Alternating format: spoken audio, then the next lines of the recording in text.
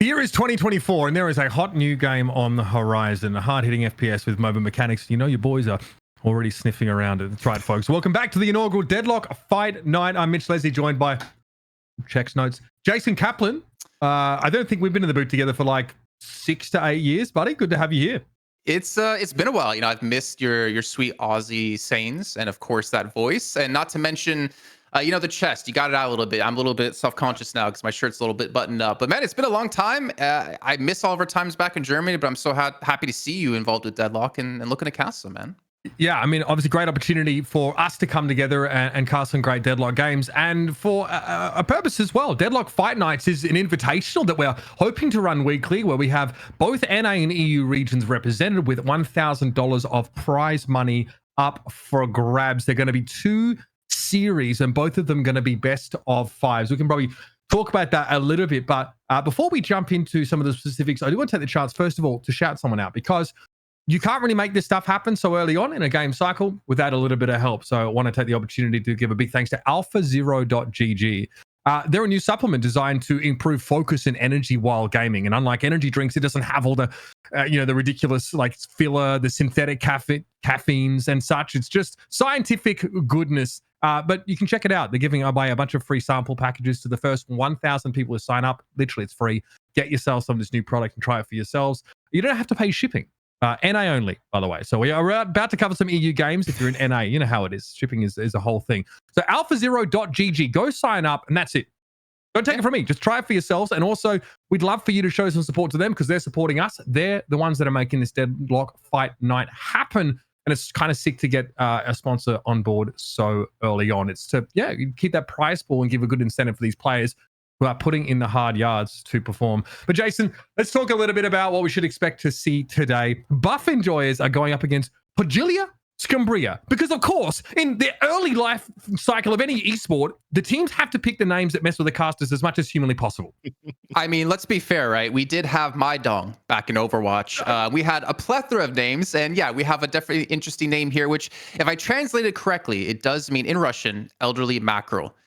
Why they chose this name, I don't know. I'm not going to knock them too hard on it. I'm just hoping some orgs get involved to pick them up to make the names a little bit easier for us to say.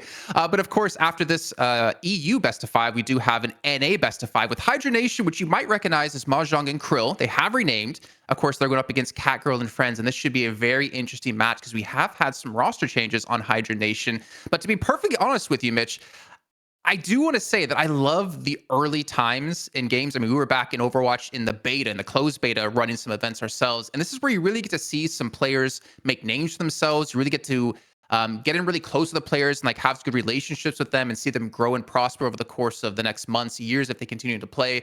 I love this time in a game, and I'm excited to see where Deadlock goes. Yeah, I mean, I love it. It's close-knit, like very early. A lot of these teams, just to be clear with everyone, a lot of them are 6 stacks rather, and kind of mixed teams of people that have maybe played together before in previous games or have run into each other on ladder. Some of them, if you're already into Deadlock right now, are going to be streamers that you enjoy watching coming together to make some games happen. We're going to start talking in detail a little bit more about these teams in just a moment, but we're going to bring in a special guest to help us do that. That's right. Another member of our Dreamcaster quartet.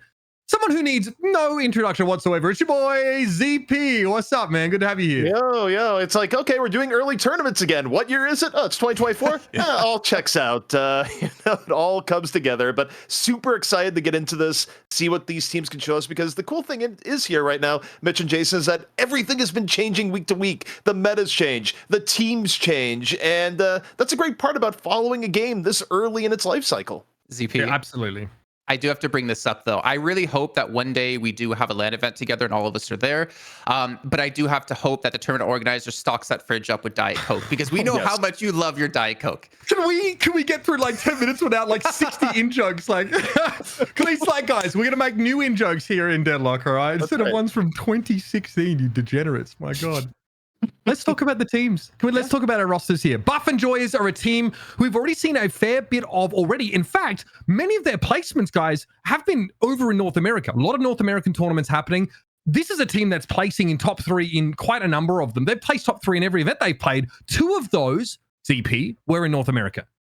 Yeah, and this is kind of goes to the era where you think back to even early Overwatch, right? You had teams that were so good that they would deal with the ping to just crush opponents on the other end of the world. And Buff Enjoyers, look, this is a team that a lot of players were saying was the #1 team in the world, regardless, very early in Deadlock. And the #1 thing that they have is that not only do they have really good individual mechanical skill, but this is a team that has really been ahead on macro play, just knowing when to push, when to go back, how to play safely. I feel like they're ahead strategically, and they've been a joy to watch. I mean, they easily have one of the most recognizable names when it comes to Deadlock at the moment with Mikhail S. I mean, we've seen him. I'm sure you've all seen his stream constantly, 2,000 plus viewers.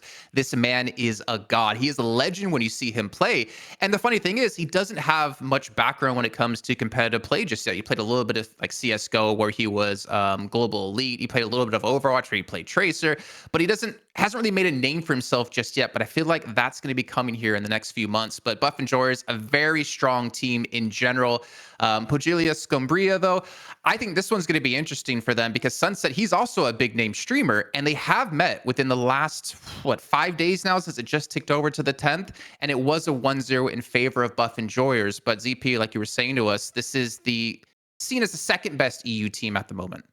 Yeah, and not only that, this is also a team with a pretty big pedigree, right? I remember I was talking to a friend recently. I was telling her, I was like, oh yeah, these are all the players we're looking at. And she goes, oh, Hardeki. Yeah, this is someone that's been doing a lot in Apex Legends historically. Yes. It's a team with a lot of Apex Legends talent now taking to Deadlock. And you're going to see this right now where you see different sects of players where maybe they come from Apex Legends, maybe they come from Overwatch. The one thing that they all have in common is that you have a lot of players with a whole lot of FPS talent given it a go. Yeah, it's kind of like the melting pot of all these other like competitive games, which we've seen in the past. And I feel like we go back and forth all the time discussing what skill set positions you best, and gives you the biggest advantage here. But our draft is already underway, so we're going to dive into that. Bans, we have one ban per side here. We've had Wraith and McGinnis banned out respectively. Jason, already. Your eyebrows are going to run into your hairline, mate. What's going on? Well, at least I don't have a massive forehead. But McGinnis ban coming through, I find that really interesting because we have seen her kind of come into the meta a bit, playing more as a support kind of role. Obviously, the fact that she can change the battleground that you're fighting in with her wall alone makes her extremely strong. Pair that with the healing you have as well. It kind of limits the support picks somewhat, ZP. Yeah, I mean, when people ban right now in Deadlock, they're either banning the go for a specific hero setup where they, for example, you could ban the Wraith and then go for Infernus and go, okay, now you can't get one of the best carry heroes and we got one of the best carry heroes. Or you can also do your research on your opponent and go, we just want to get rid of a comfort pick. Where I know, for example, in NA, right, if you go against Catgirl's team, you might just ban McGinnis because Naked has 700 hours on McGinnis. Or before they had to pull out of the tournament, if you go against Ido's team, you get rid of the Pocket because he has kind of a reputation for, really being better at Pocket than other heroes. So you get a mix of that right now. I mean, we have the Pocket taken away, right? I want to move into the draft here because Infernus getting locked in first here for Buff Enjoys, right? Pretty insane with that Spirit Life, still really relevant in all stages of the game. A really annoying laner and someone who can also just take the match over, Jason. Yeah, I'm expecting to see the Infernus. I mean, obviously in a solo lane. What I'm kind of really interested in seeing, though, is how they work around if they want to pull off a second hyper carry potentially within their team. Obviously, Hayes hasn't been taken away. Just said we could see her come in. You obviously do have the lane bullying potential of someone like Mirage to come in as well. And then we see Viscous on the other side. And this is, okay, so we're seeing the meta change like every few weeks, like we've been talking about. It's like a different game every week. Viscous, have you heard of the Flying Booger? I don't think I've referred to it being called that. But Viscous does we're in the early stages of Deadlock. We can call it whatever we want here. The Flying Booger, the Magic Carpet ulting Viscous is so damn annoying. Also a decent support pick for the fact that you can like heal a teammate by Q, and then you can get them safe. You have displacement as well. I want to see how they're going to play it because I've talked to a lot of the players and we could see him solo. Most likely we're going to see him in a dual lane though. Yeah, I mean, the key for Viscous, when you look at it, is that not only Viscous is a threat throughout the game, but Viscous is also particularly deadly in the pre-3K phase, right? It's a very oppressive hero in lane. They're going to back it up with the Amato, who, of course, right now is very, very strong. in terms of just carry potential. If they get ahead, they can get refresher and do that. But the interesting thing to me is that buff enjoyers, I wonder if they're going to go Paradox or otherwise next, because you also have teams that'll run Lash Paradox back to back. You see that have teams like Hydration's team a lot, where they'll go, we're just going to run 2 characters, or once they hit 3K, they can roam from lane to lane. And yeah, Paradox comes in. You see this combo a lot right now. It's very powerful. There's a lot of pick potential associated with these 2 heroes specifically. Obviously, Paradoxical Swap is very powerful to pull someone out of rotation, to set up some of these heavy-handed team fights where you have a player advantage. The Lash obviously is amazing at making sure people are grouped up, and also that great mobility to get picks and hits very hard with spirit damage. But Lady Geist is just starting to make her way back into the meta now after some changes. She obviously can pull off some pretty absurd and audacious plays as well. Yeah, I know, Mitch, we had a talk with Tvik, which you guys out there might recognize from Overwatch, from Valorant a little bit of time as well, talking about the Lady Geist to us. And obviously with some changes to items, there's not a lot of spirit resist on items these days anymore since they've been taken out, making spirit characters a lot more powerful.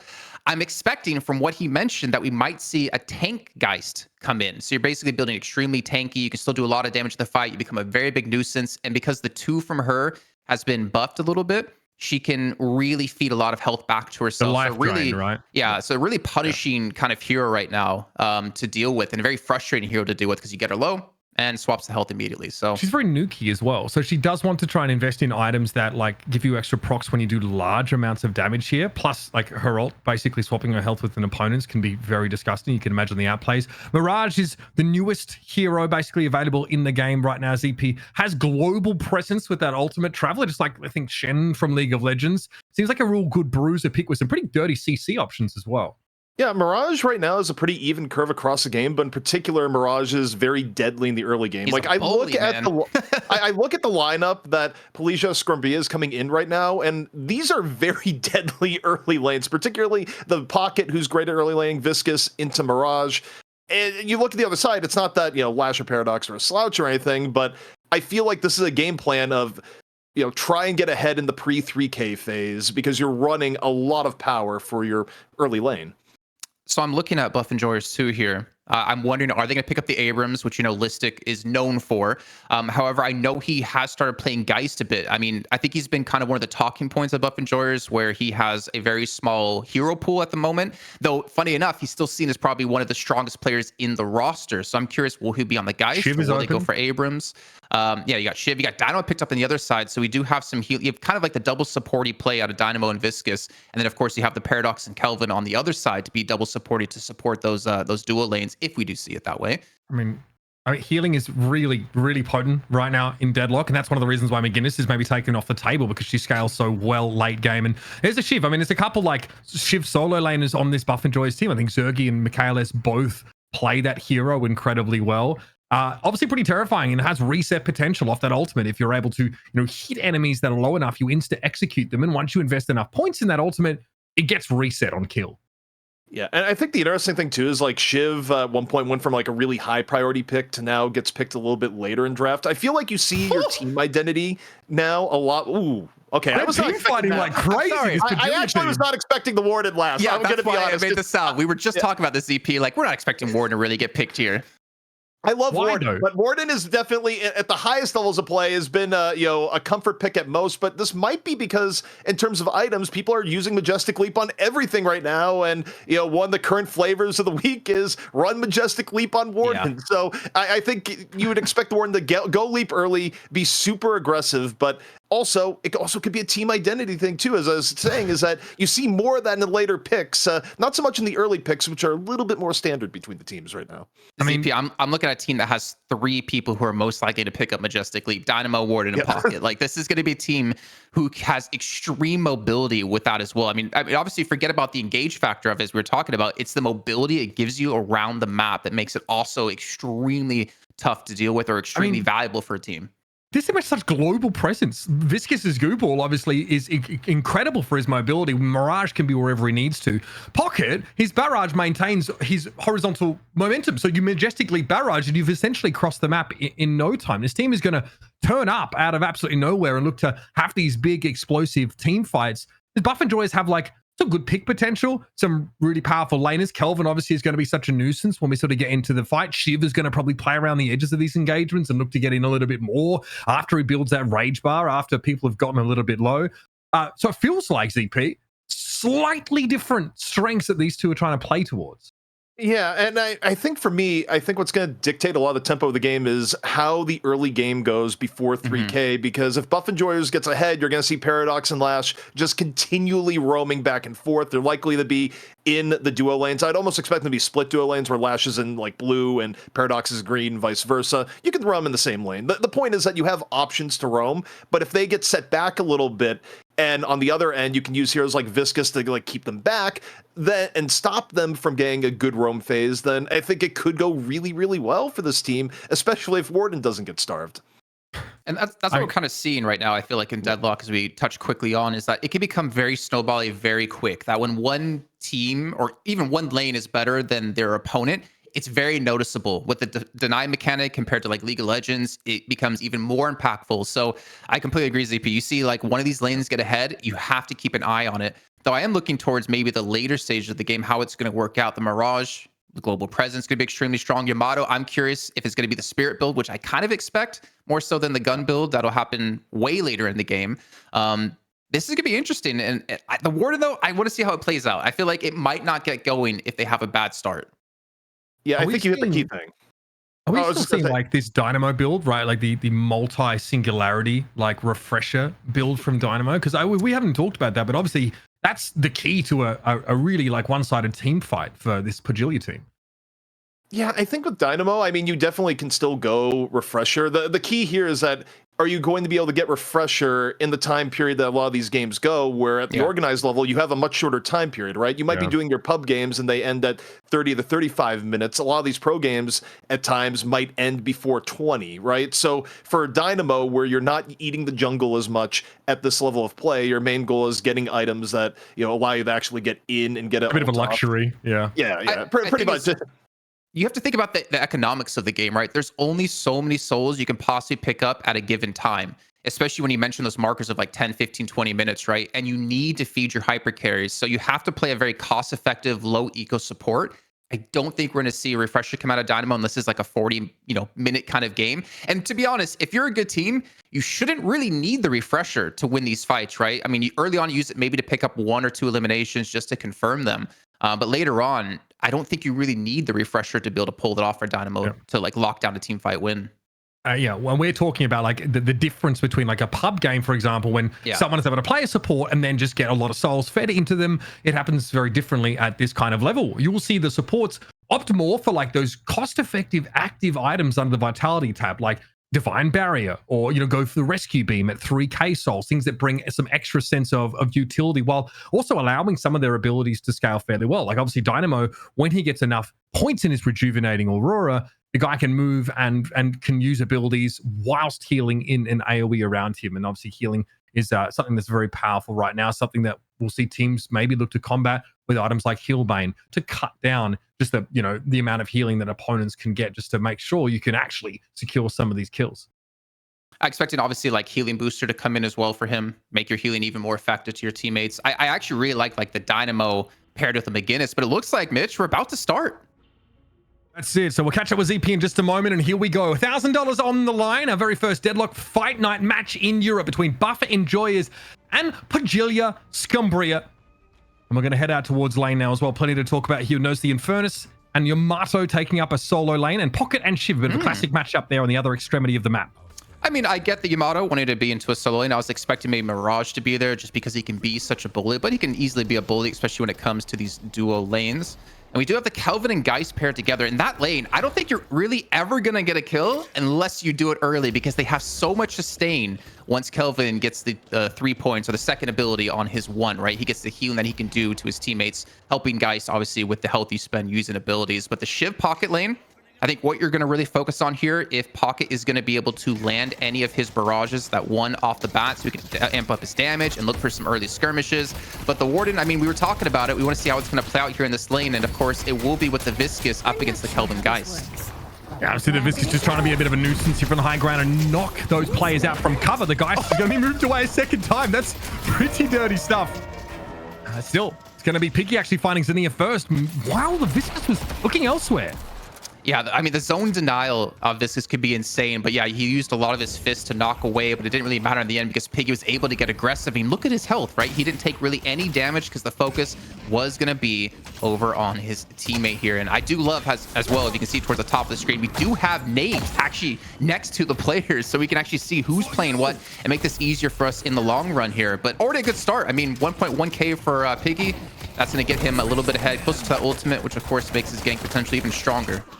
The Arctic Beam there from Kelvin, just a general nuisance in lane. Dynamo, pretty powerful just based on the weapon that you can make use of, as well as having like a knock-up stun that you can chain into a heavy melee attack on his one ability, which is getting a lot of points invested into it right now. So bit of a lane bully, as you can see right there. Listic going to be knocked airborne and have to play from pretty low health. Yeah, and one thing I think if you ever out there want to be a really good Dynamo player or a good player in general is you really need to pay attention to stamina use out of your enemies. With Dynamo, right, you get that knock-up. If they have no stamina, they ain't going anywhere. You're going to be able to get a ton of damage down onto them. Obviously, the stamina you use to close that gap is extremely important as well. But you do have to be careful. Mikhail, that stun he has off his 3 can be extremely strong. The only downside is you're not really going to, I think, back it up too much with the lash unless he wants to get Listic in a very specific position to get a knockdown. But looks like they're going to go to chase here onto Warden, forcing him back. He's just trying to buy up here. And again, you're seeing the presence, the health. Look how healthy Piggy and Dimov are at the moment. They are like 75% or higher. I mean, obviously, Piggy just took about 50% trying to get aggressive here. But this lane is just, it's not going to be bullied, and they're going to bully the hell out of you. And that's sustain tool on the second ability here for Lady Guys. That life drain is something you're going to use fairly often. You can't do anything else while you're using it. Pardon me, that was the grenade thrown in there by the Kelvin. Zinnia struggling a little bit here early on in the game, as Buff and Joy look to be a little bit comfortable. Notice the regen items and infuser already picked up here for Zergy. One of the most efficient spirit items that you can get at this tier of the game. Also with a very powerful active as well. Would be extremely helpful for him. He's extremely low in health. The dive's going to come through. Together tries to go straight in for this one. Always use the flame dash to get away. Together trying to back away. He's not going to be cut out of position in terms of anyone ganking him, but he gets the kill nonetheless against Zergy. And that is a elimination, a kill that honestly Pojilaya Skumbriya needed. I mean, Yamato's pretty scary in that head-to-head as well. She applied, you saw the Crimson Slash there. She applies a fire rate slow if she's able to hit that, that's even at level 1, for example. Listic now going to get pressured down a little bit, lashed away. See Mikhail S wanting to push up. Already used the carbine here, but plenty of damage after the fact here. We'll see that quick TP away by the Kelvin to get them out. As Hideki was looking worse for wear.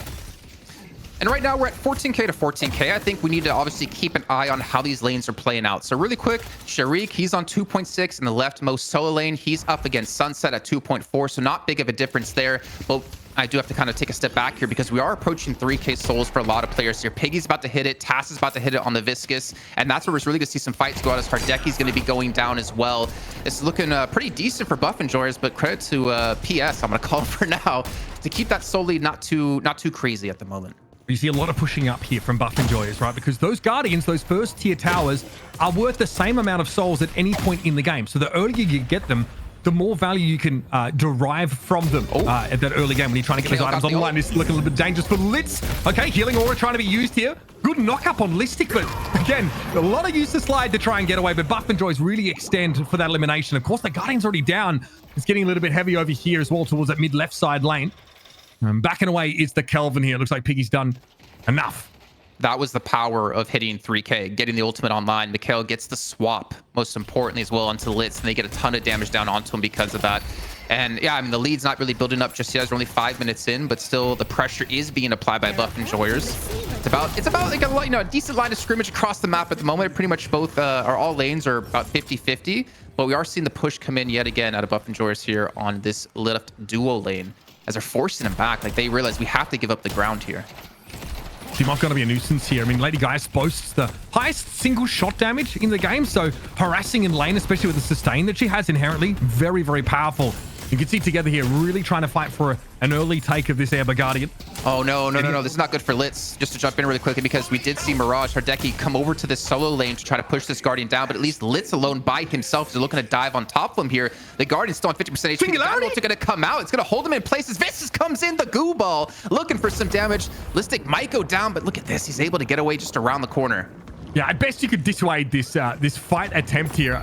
Again, great mobility use, of course, from Taz now with Goo Ball available. Also, it's an ability that scales really well on Spirit Power. So keep that in mind. You do get hit pretty darn hard by it as the game goes on a little bit later. Now, of course, Taz going to return to this other lane as they found their Guardian getting pressured somewhat. And in general, Pojilaya Skumbriya pushed back a little bit behind some of these towers. Great stun, of course. That is that one ability. Fire Scarab's also being thrown out here by Hardeki. Getting a little bit messy, but look up. That's what you want to look out for. The pocket here going to be throwing in that cloak, and Piggy will be eliminated. The frozen shelter, though, was brilliant out of Piggy because it denied anyone from pushing in from this one when it was looking like a potential kill. Obviously, they did lose one in the end of that, but a really smart play, a really good usage. In the meantime, Buff Enjoyers, they realized since the gank came in on our left duo, we're going to push the right duo lane, get that Guardian down, and look for that first flex slot because there's only 2 more towers stopping them from picking this up. Yeah, Sharik versus Sunset here. That obviously that far left lane is a curious one to keep an eye on. Timov don't know how they're going to extricate themselves from that situation, but the support of the Kelvin goes a heck of a long way, and they're asking for a little bit more. Now they can move up, of course, chase Hardeki down. With all the mobility that Mirage has, he couldn't quite escape. That is a pretty big blowout here, and a lot of also neutral cams starting to pop up around the map in the next couple of minutes will be hotly contested. Listy trying to take a fight there through the canals and forced out. Yeah, I mean, that should have been honestly an expected gank coming in because they came from the right duo lane to the left duo lane and then just got elimination from that. In the meantime, what we are seeing is Together, who was not bowling his lane, but he was winning his lane up against Zergy with the Yamato up against Infernus. He has started to transition to other lanes. So it looks like they're really trying to focus on getting these flex slots. There's one left, though, in the right duo lane for Buff Enjoyers that they have to knock down before they can pick up that flex slot, which is going to be extremely important as they move forward.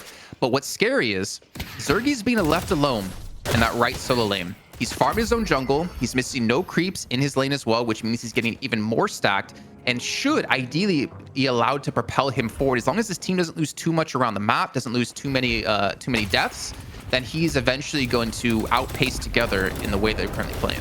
Yeah, again, we get some huge Infernus power spikes at about 3k souls. Toxic Bullets being one of the nastiest things that you can sort of pick up for him. Again, a Spirit Lifesteal build means that it's pretty hard to kill Infernus once he applies his sort of ticking dots to a number of different enemies. You'll see that's why Zergy's able to take a lot of these bigger camps down with ease because he will get that health back as they burn. And the slows that we do have, Buff Enjoyers, I mean, the stun you have out of 3 out of Michaelis on the Paradox, of course, with the Arctic Beam out of Piggy, should be really easy to hit those ultimates out of Paradox, which, I mean, Mikhail doesn't need the help, man. You see the streams, you know what he can pull off here. But it looks like, are we going to see a play? Yeah, we're about to hit the 10-minute mark soon, so we're going to have buffs spawning at minute time. So you need to keep your eye on the mini-map as we get closer to that point, because those buffs are insanely strong at this point in the game. And we might have a skirmish in towards middle. Buff Enjoyers have extremely grouped up here, looking for a fight. Yeah, again, those buffs a little bit less relevant later in the game. But the bonuses they can give to your gun damage or survivability or general mobility early in the game is something you really want to try and take fights around, especially if one of your more fed heroes is able to pick them up. We'll see here just drifting across the map. Again, Sharik heading back towards that solo side lane there on the left-hand side just to collect up some of that farm here. And Sunset does get spotted out getting towards those creep spawn locations on the Buff Enjoy side of the map. Yeah, and I think we're going to hit a little bit of a stalemate here just until these buffs come up in about 10 seconds time. You can see Buff Enjoyers are set up the left-hand side to go for it. We need to have Shiv, played by Sharik, come over and help out once he does finish off his farm if they want to secure it. But it looks like Pojilaya Skumbriya will be able to secure the left one and most likely the right one as well. So double buffs picked up for the team. Okay, so what are you giving up? A huge spike. What are you gaining as a result of giving this up for Buff Enjoyers? It looks like they're content right now to try and farm relatively passively. Yeah. There's no upside out of this deal for them necessarily, outside of them just attending to their separate lanes for the time being. Sunset, the one there, with the gun buff, which is obviously pretty nice in terms of fire rate increases. Earn spawn here. So Buff Enjoyers may wanted to play for that here, and you can see Taz was waiting for it now, trying to pressure Piggy down. Where is the help? Going to be throwing down that ultimate now, and again, that slow and also the healing being given over to the Kelvin makes it pretty hard to kill him inside of that one. Earn was dropped, recovered by Litz here, and he is headed underground. It was Rorschach moment there. You know, Atas was saying, I'm not trapped in here with you. You're trapped in here with me. And we did see, you know, Piggy, he dropped the frozen shelter, did use the 2 to get away. Sorry, I don't know all the names just yet. There's a lot of abilities to remember, but it uses the 2 to get away. It gets the high ground as well to get away from the goo ball there. So smart play out of him, but it looks like the push might be coming in here on this right solo lane. He's looking to take down this Guardian. And I mean, they still have 3 left here for Pojilaya, so they're still relatively safe to lose this one if they need be. But they're going to turn in the urn at the same time here, which is massive for them. Well, it looks like Pojilaya like timing this up with a bit of an aggressive thrust from their Warden and Mirage players there. So forces Buff Enjoyers back. Previously, I think we've seen this like sort of passively farming in that lane, but here we go. A little bit more action here. Sharik in the middle of the fight. Cube now used, of course. That's going to give you that heal and the invulnerability for a time, but it's still a fight to be had now. Eyes looking over towards Sharik here, but Pig is able to bring Sunset down. Eventually the Kelvin falls, so see a 1-for-1. Yamato and Visk is still very much in the mix here now, trying to deal with that Shiv, and also some reinforcement coming in from the Geist from that balcony. Yeah, and that was the Yamato ult going in as well. He's going to continue to push the pace here. Might look to back away in a second as Dimov on the Geist wasn't able to really help out too much. So Pojilaya, they get both buffs, Mitch. They get the urn turn in, and they get eliminations off the back of this, and they get even more potentially here if somehow he's able to pick this up for Lit, try to get some redemption off his laning phase. A pretty damn good start here. And yet the funny thing is, with Buff and Joyce losing all of this, the souls are tied, and there is a Singularity coming in to catch it on a 1. That Infernus is dead. Zergi's gonna fall again, unfortunately. This is looking pretty good, and considering it was a 1-0 the last time these two teams played 5 days ago, I'm kind of surprised to see Pojilaya keep it this close. Not even this close. I would say they're technically winning right now. If we could actually see the ability points out of both teams, I think that would be really insightful to see like who really is strong, because the soul difference isn't too big of a deal. It's all about that AP, and we did see Litz run the urn himself for that extra point. So I'm curious if he's going to be able to level into his heal to get it 5 right away, so he can still put out damage and heal. Toxic Bullet's already here picked up, so that's that power spike for the Infernus now.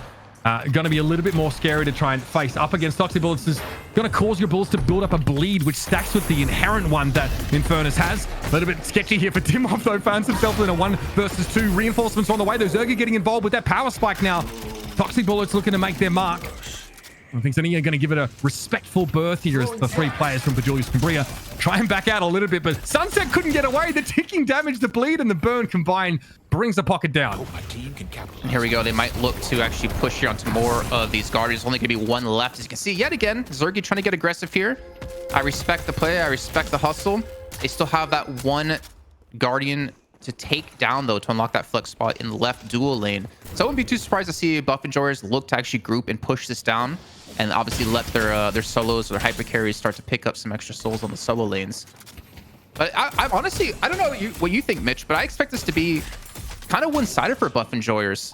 But I'm really happy to see that the competition in EU, which honestly doesn't have too many tournaments right now, they're mostly just NA tournaments, and EU teams have to play on NA ping. It's good to see that there's EU teams that can challenge, you know, the best, quote unquote, that we constantly see. Yeah, I mean, again, we kind of set expectations here. This would be a little bit more one-sided in the pre-game, but so far, these two teams have been keeping it pretty close. Now, though, at least that sort of Guardian lead has been neutralized. Both teams have 1 more Guardian left to take down. We'll see we're getting close to that 15-minute mark here, so buffs, of course, going to be relevant on that pretty regular cadence. Also, the Yamato altogether starting to get some of those crucial items. Torment Pulse just picked up, but again, it's just sort of pulses AoE damage around them, combined with the Cold Front, which is an active ability that slows everyone down. That Yamato really wants to be in the thick of a lot of these fights here, so definitely getting to a bit of a critical mass in terms of fight impact. But most of the skirmishes we've seen, Jason, have been a little detached in 2s and 3s across the map. Nothing resembling a full commitment yet. Yeah, I mean, I don't think you want to lose out on the souls that your carries can pick up in those solo lanes, so you have to be very careful and very picky about how you take these fights. We are going to have the buffs come up here, and it looks like Buff Enjoyers will be able to take this one on the left-hand side, trying to get the casting. That's going to go over to the Shiv, played by Sharik. Yeah, I mean, it's kind of expected, to be honest, with the way they're pushing things down, but it looks like they are going to push that left dual lane here to look for that last Guardian here in just a few seconds. And there's really not too much backup to see the Mirage, the Pocket to be heading over. I'm curious, though, is Piggy going to commit to taking this urn while a fight could potentially break down here in that left duel? Buff Enjoyers are pushing up in that left side mid lane, right? So they are going to at least give a little bit of room for Piggy to move in back behind and try and pass this over. Do Pojilaya Skumbriya try and take a fight? Yep, they absolutely do. Not ideal. A lot of that Jin's mark. Yeah, caught out onto Sharik. It would have slowed him down anyway, but he was held in midair, not able to do a darn thing about it. It's so fast, man. Majestic leaps helping them get in as well. I think Sunset, you saw him use it to get in position. And of course, Tass on the goo ball is able to catch up as well. If they catch you out, I feel like they're just going to kill you with what they have available and the CC they have to deal with you. So Buff Enjoyers, I think they're looking for more maybe, or they have to be a little bit more careful of not getting caught out. And again, some more of those important tier 3 items are starting to be acquired by the carry heroes here. You notice now slowing Hex there on Piggy. So we're probably going to see a bit of a fight around this drop location here. That's so BM out of Piggy, because you have the Arctic Beam to slow. Yeah. And then you have the Silent Glyph to slow as well. So he's pulling an exhibit. So we put some slow in your slow so you can slow while you're slowing. I guess that's pretty much what we're happening. But we're going to have a battle over towards the earn turn-in. So you see Shiv, right? He's in the left dual lane. He's farming 2 lanes right now, plus jungle the best he possibly can to really get going. He's at 14k souls. And you can see Buff Enjoyers, they're wanting to go for the turn-in, but they know Pojilaya Skumbriya have a lot of players on this this right-hand side of the map. So they have to be very careful. They're kind of baiting them in, and it's allowing Sharik and Listic to push here on this left-hand side for the Walker. I mean, this is huge. Getting this Walker damage healed before Pojilaya Skumbriya really able to respond here. They were kind of dragged into the position of that earn drop location. This is very good damage either way. Hardaki caught out. They're going to be swapped into the back line. Maybe a bit of overkill as the KLS will be able to finish the job now. Sunset under some pressure. Forced to back off. Going to be caught inside that Kelvin ultimate. Not a whole lot you can do about it here. Sharik eventually does fall. Sunset, though, will be traded out. Look at the pressure, though, from the Infernals on that far left solo lane. Really starting to gun down that Walker. Yeah, I think Listic might be going down here. Yeah, Sharik as well, since they got caught out trying to push that left duo lane up to the Walker. It should be, like you mentioned, Zergy getting this Walker down. He should be able to get away. Too. Wow. So this is actually a big pickup. They get 1 Walker. They get in the Urn. They lost maybe 3 people here. I'm assuming he's going to go down from this. I mean, again, you have Spirit Lifesteal, but just not nearly enough. Again, together is one of the players on Pojilaya Skumbriya that has a lot of those souls sort of funneled into them. They are going to get scarier and scarier as the game goes. And Infernus still wants to get a couple more, I think, under his belt, item-wise. I'm wondering if we can, again, quickly see the ability points out of both teams, because we only have a 1k soul difference. Just a little tab hit in there will show us where the points really matter. And obviously, when you get to those 5 skill point abilities where things get extremely deadly, you can see that Geist here has, or Dimov has his 2 all the way leveled up. You can see Sharik has his 1 all the way leveled up right now, working on his 2 next, the dash. So he did go for the knife build, not the dash build, which is where you look for full rage bar, the double dash that comes out, or the second hit of your dash, and then you get the resets over and over. But again, I don't really think they're going to be looking for any big fights like that necessarily. And we are going to be seeing Hardeki go towards the left solo lane here with the teleporter. Maybe might just be trying to farm. Yeah, look, and I think that Walker getting picked up there by Zergy is important, because that flex slot really needed actually for a number of people on Buff Enjoyers. Improved Spirit Armor just got picked up by Sharik there on that Shiv, so going to be pretty important in terms of an item that actually gives you Spirit Resist, which there aren't that many in the game, and very important looking at the opposition composition. A little tech is there. Do love the wall jump into sort of charged melee. You do need to aim above the edge of the ledge, otherwise you'll mantle it and you kind of like make it pointless. So yeah, it's a great way to sort of climb. As we've yeah, the heavy melee, it maintains your vertical height, so it allows you to pull off stuff like this while saving your stamina as well. And I like how they're using Litz here, right? They're putting him on the high ground to gain information. Jason, here's refresher. That is a refresher. So for you guys who don't know, with Yamato and the refresher, the whole point of this is to obviously refresh your ultimate, but it gives you the extended survivability in fights. So they can't kill you during your ultimate. So you hit refresher, you pop it again, they still can't kill you during your ultimate. And you're baiting in a lot of focus onto you initially, but then you're also allowing yourself to put out so much more damage in the middle of the fight, a lot more one hits, which do insane damage, especially if you're spirit built. Yeah, exactly. I mean, it is... it's an extremely potent weapon, and because of just how frightening Yamato is during that ultimate, being able to obviously get that a second time is really quite desirable. You can get a healing beam here for the Kelvin. That's that tier 3 picked up. It's not going to help them here as they're being pressured down. The rescue beam, rather. This is what Yamato can do to you. A lot of damage down on obviously a hero that's quite tanky. Yeah, you got a Falcon Punch that dude. Grenade thrown to the ground there. That's for the healing, but... yeah, the charge slash is going to finish the job. That's obviously where much of the damage from that spirit scaling originates from. I respect it, though, because he bought so much time for them to push in the right solo lane. You see guys, you see Infernus, Zergy, and Dimov pushing up here to looking to get this Walker. They still have 3 more to go in total before they get that second flex spot unlocked, but you're going to see it happen eventually here as we just see the push come in, and Litz to get caught out. Yeah, they're going for it. You see the pocket being more than happy to push up here. Barrage used to get them on the engagement. And now they're just here to chase things down. This is not great for Buff Enjoy. He's losing 3 players in the middle part of the map here. Just as they had good global control, it's mid-boss, 100%. Getting kills in mid, multiple of them, it's an easy mid-boss pickup. Mid-boss, and he's going to go for the earn turn-in. So this is going to be a massive uptick for Pojilaya Skumbriya. I don't think there's any real chance they're going to be able to stop this one and see the mid boss go down. They're just going to have to live with it, try to get as much farm as you possibly can, and just try to keep them at arm's length, prevent them from like running you down and taking a lot. They have 4 walkers to defend to prevent any flex slots going the way of Pojilaya.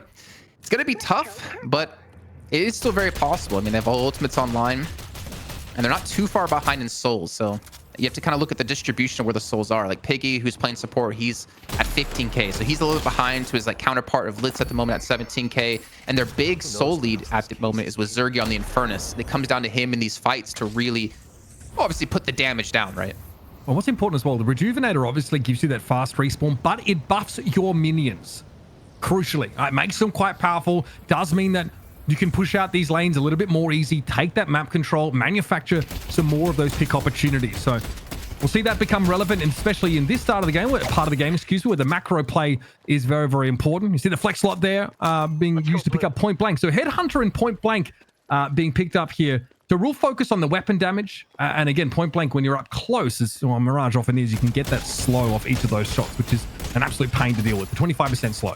Yeah, I mean, he's going to be in the thick of things, right? He wants to hit that tornado. He wants to knock you up, prevent you from doing anything, and catch you out. I mean, you have him, and you have Viscous, and you have Dynamo. Even technically Xania on the Warden, who can help facilitate some eliminations, some picks, which is what we're seeing. Like, they're able to close the gap on them quite quickly and then turn that into a kill. And we are seeing a push on this right-hand side while we're seeing Zergy left alone on the solo left lane here to look for a push. And Michaela's able to get the initial kill on the Sunset. The Dynamo hitting nothing. Yeah, nothing with the singularities. Taking so much damage. Litz as well coming out of that now. A lot of pressure coming onto the Listic Flash here. He does have Curse available though, so can just throw that at the Viscous. Amazing just to shut down one individual. Probably wasn't intending to have to use it in this fight against a Viscous, but here we are.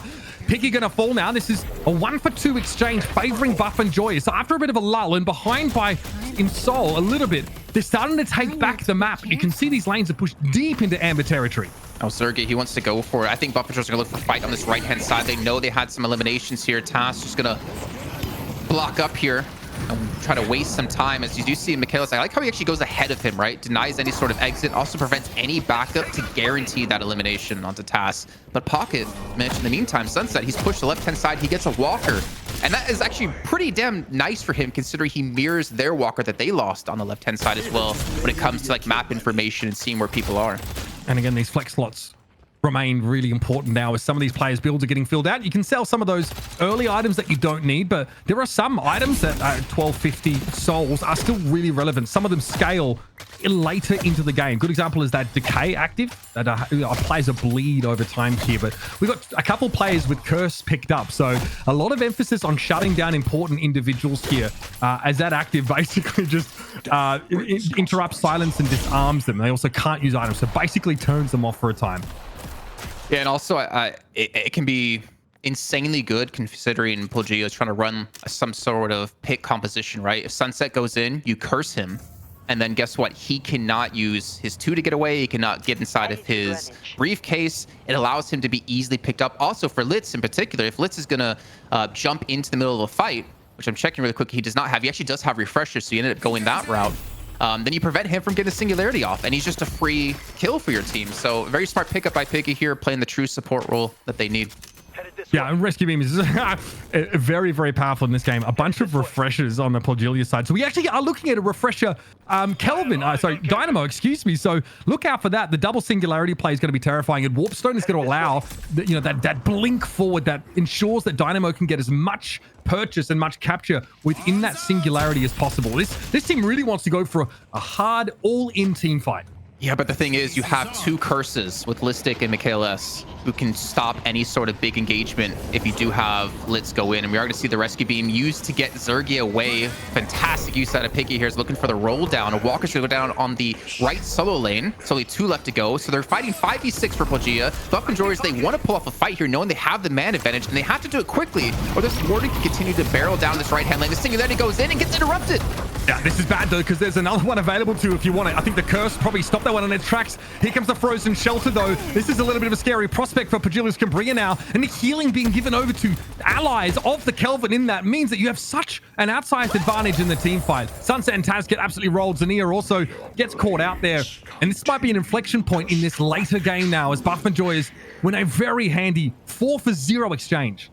This is the biggest lead we've seen so far, like 4K of souls for Buffmanjoyers. Also, credit to Piggy, man. Like, his awareness in these fights is insane. He uses the frozen shelter to keep Zergy alive because Zergy dropped extremely low in HP. They were the only two inside that. He used that for time to regen, for Zergy to get his cooldowns back up, and they're knocking on the base Guardians now, looking to push in towards potentially a shrine. I'm not sure if they want to go for it. Litz is up in 3 seconds. Instead, they're just going to back away. Only one walker left to go, and we don't have buffs coming up just yet, so looking to deny any jungle left as they do leave the opponent's side of the map. Or are they actually push onto the right dual lane to go for the last walker and force another team fight? There's just not a lot for Pojilaya Skumbriya to farm off the map right now. Buffmanjoy is really snowballing the advantage from winning such a strong fight. Now, of course, they'll move in and take these buffs themselves. Looks like mid-boss, by the sounds of things, was up at 28 minutes or so, as Piggy had timed in the chat. So right now, Buffmanjoy is starting to build again to some of those even bigger items, those tier 4s now. Is again, once we get to 30 minutes, I mean, one hero kill is worth 1,000 souls. That scales up pretty actively over the course of the game. We have ourselves a little bit of a pause here. Great chance again to bring up the items. We can talk about what we're seeing. And Mitch, what's really also important about that like change up there was they had what 3-4K soul lead after they like won those fights. They're now up to a 20K soul lead because on the way out, they took as many possible jungle camps they could. They took out all the walkers as well, so they get the extra flex slot. This is a massive swing in favor of Buffmanjoyers, and I feel like that's what makes them such a good team, is that I feel like they're used to playing from behind. When you play on NA, you're playing with a ping disadvantage. You're going to have to be in the mindset of like, okay, if we're behind, how do we get back into the game? They weren't really that far behind, but when they do get that little bit of drop of blood in the water, they attack like sharks. They know exactly what to do to lengthen the lead they possibly can. 20K souls at this point in the game is pretty massive, as we are starting to see some major discrepancies in these soul leads between the laners. But we do have the game starting back up here, and Buffmanjoyers, even though they lost mid-boss before, they're going to barrel down here and make something happen. Yeah, MKLS also picking up some more healing-based items. Healbane, also Fortitude taken by them. You can see the amount of actives you have to work with as a support player in this game.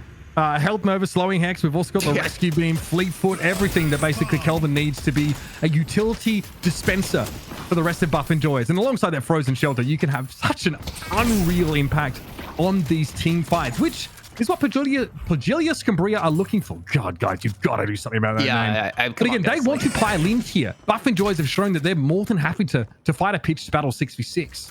It's just so tough, I think, for Litz to pull off a very successful ultimate with 2 curses on the enemy team. He almost has to come in from a completely different angle, but he went for refresher, so he's not going to get the Majestic Leap. He can't really surprise them, which makes it very difficult to deal with. Obviously, he does have the 2 ultimates, which could be quite helpful, but I don't know. Like, it's going to be so tough for an experienced team like Buffmanjoyers to know where he's coming from if he doesn't have any sort of surprise factor. See the items there, and worth bearing in mind that for Warden that we just saw, his fire rate actually increases based on spirits. So there's a little bit of scaling there just into his kit inherently, and he had bought in crippling headshots. So reducing bullet and spirit resist is really important when those are the items that are being prioritized at this stage of the game. Being able to shred that off your opponents, make them more susceptible to the rest of your team as well, makes you a bit more of an effective bruiser / off support. But again, we're ahead by 20K souls here. That is a heck of a lot. And I just want to point out the magic carpet picked up by Taz. So we are all in on this hypermobile, what do you call it? Flying booger build. Flying booger. It's here to play. I don't know. I saw it on Reddit and I liked it. It's very descriptive and very good.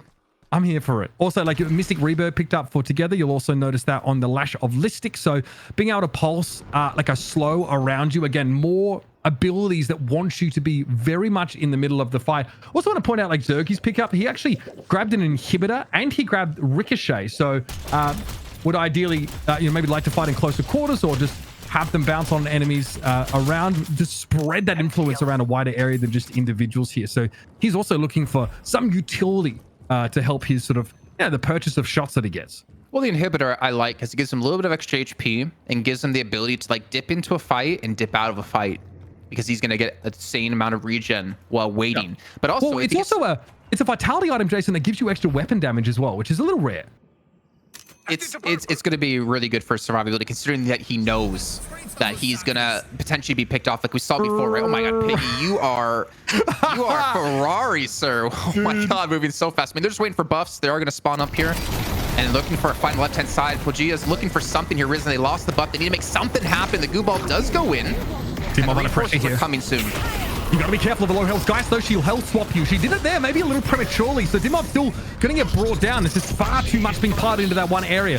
Together taken down, though. You heard that concussive combustion used by Infernus. The AoE stun if you get a little bit too close to him now. Death Slam also being used in that fight now. And Listic's able to catch Sunset and turn him into an absolute pancake. Frozen Shelter just after the singularity in this fight here. Buff and Joyers are so tooled to win these kinds of fights.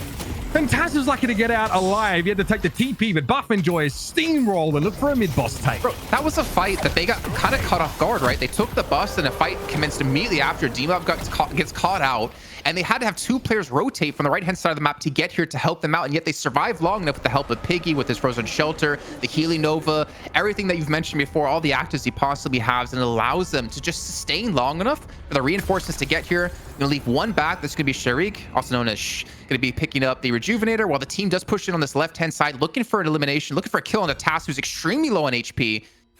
And they're gonna do a soul turn in. Like the lead they just got from this is ridiculous. Yeah, look, it feels like a big soul lead, and it is pretty reasonable now, but Pojilaya Skumbriya can still hit you pretty hard, but now they're being forced back inside their base. These are shrines falling, by the way, with only together able to respawn and get back onto the map. So you might see Buff and Joys even get some first stage patron damage and then look to fall back.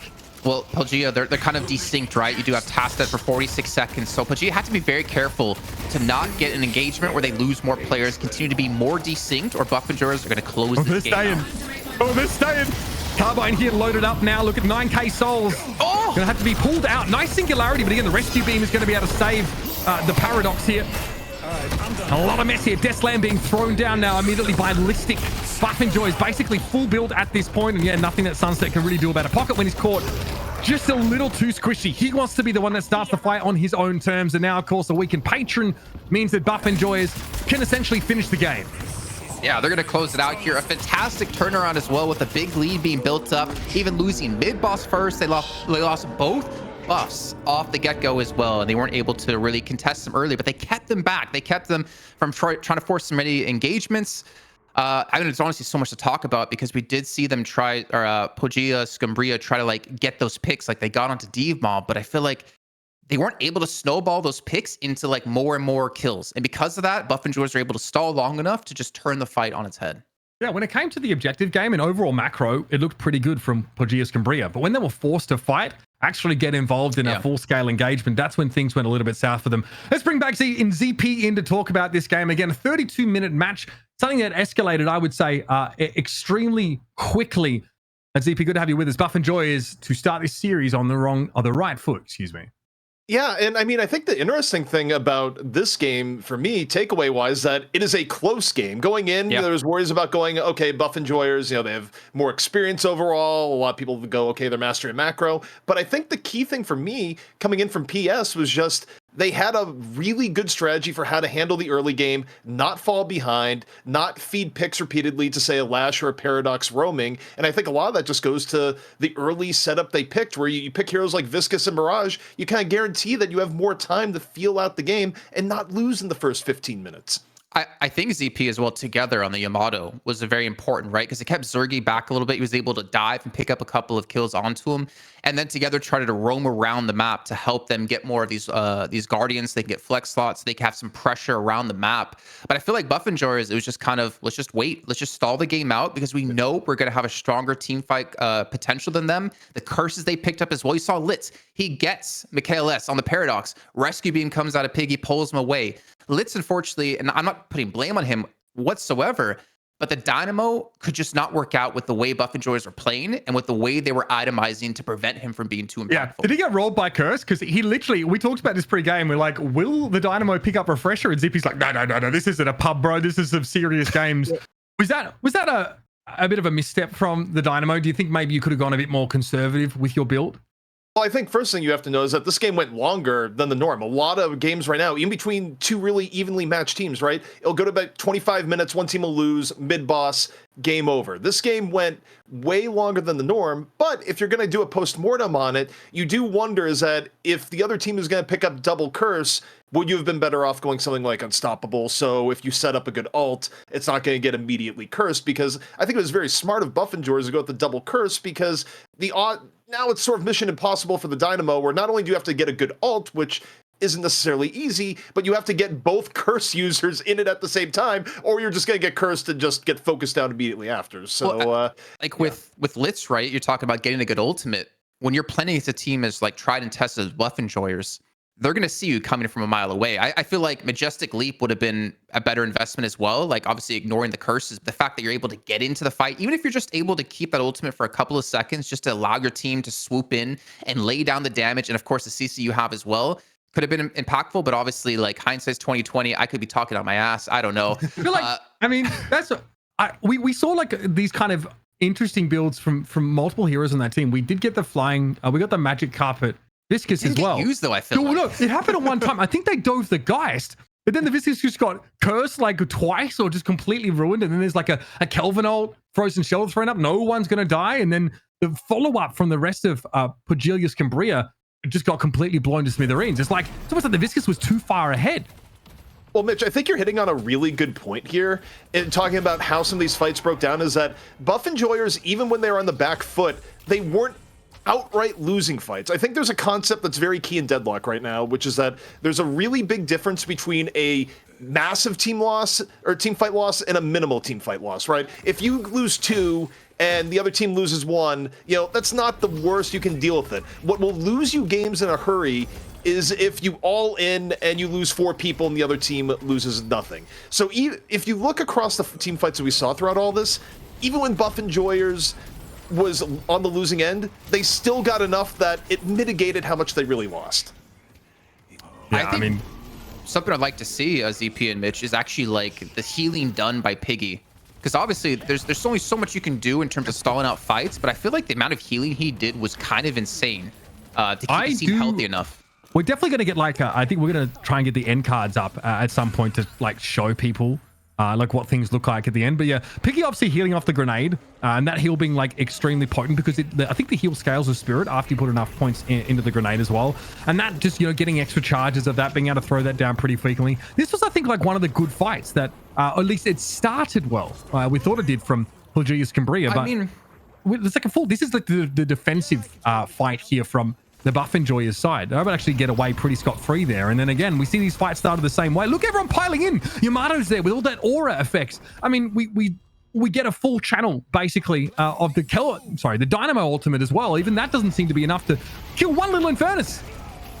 I mean, so ZP, I mean, oh god, I forgot the point I was going to say. Actually, to be perfectly honest, damn, bro, 4 years out of the caster move, you're washed, brother. Was it related to Dynamo? Because I feel like the worst thing in that highlight, in terms of just you almost feel bad, is that Litz goes in, lands a pretty good singularity right around the corner, then instantly just gets bopped by the curse coming in, and that was the life that Litz was dealing with. Meanwhile, you talk about the impact of characters playing more support oriented. What Piggy was doing was God's work at times. Not only a lot of healing, but just the dome to control fights. Not and a lot of losses. Healing. I think he had almost more than the entire. Not just the healing. Sorry. Yeah, obviously the healing is good. I think the point I was trying to make before that I just remembered, by the way, ZP, is that we saw Buffenjoyers get forced into these fights so often with like 4 or even 5 players there. And yet they were able to stall long enough and not lose too many players that they had all 6 when the fight ended. Like, they bought time for those rotations to come through. And that really shows like the synergy, I think, within the team to like really communicate properly during the hecticness of these fights and to just buy time. It's not just the team here too, Jace. I mean, you think about the composition that they picked, right? Most of the team, under good circumstances, is pretty durable. You're not going to get super quick picks on Kelvin normally, because even if he's totally caught out, he's going to dome. Shiv, of course, has inbuilt tankiness that makes a quick kill on Shiv really difficult. Lash, you basically have to set up with a slowing hex and a quick burst, or he's going to just get out of there. And we talked about in the pregame where you go Geist, people just go a very tanky Geist nowadays. So in a way, the team comp that Buff Enjoyers was running was one that was very good at increasing their odds. If someone was jumped or in a bad spot, they would live long enough for the rest of the team to come in and back them up. And I think the curse pickups as well, because it made Sunset on the Pocket not really useful, right? Because that's one of Pocket's hardest counters. You curse him, he can't get away. He has no mobility. And he's just there, and he's just going to die. And as we saw, if we can maybe just quickly, if we have time, go back to that graph or that scene, because the player damage I thought was really interesting to see across both those teams, because you had a very even kind of side on Buff Enjoyers, where on the other side, it was very heavily invested onto like just the Yamato, right? Like you saw Sunset, he was like half or less the damage that Together had on the Yamato. All right, here it is. Yeah, there you go. Pretty solid. Also, a lot of damage on that Mirage as well. But is what you're talking about, I guess, the Pocket not having the impact that you were hoping, Jason? I think it was, I mean, exactly right. It was extremely hard for him to get the impact. Like his afflictions, he wasn't really able to get off multiple people. I feel like a lot of the positions that Buff Enjoyers were setting up for fights as well made that very difficult to do. But then obviously the threat of curses, like it was very tough for him to really be as strong as a Pocket can be.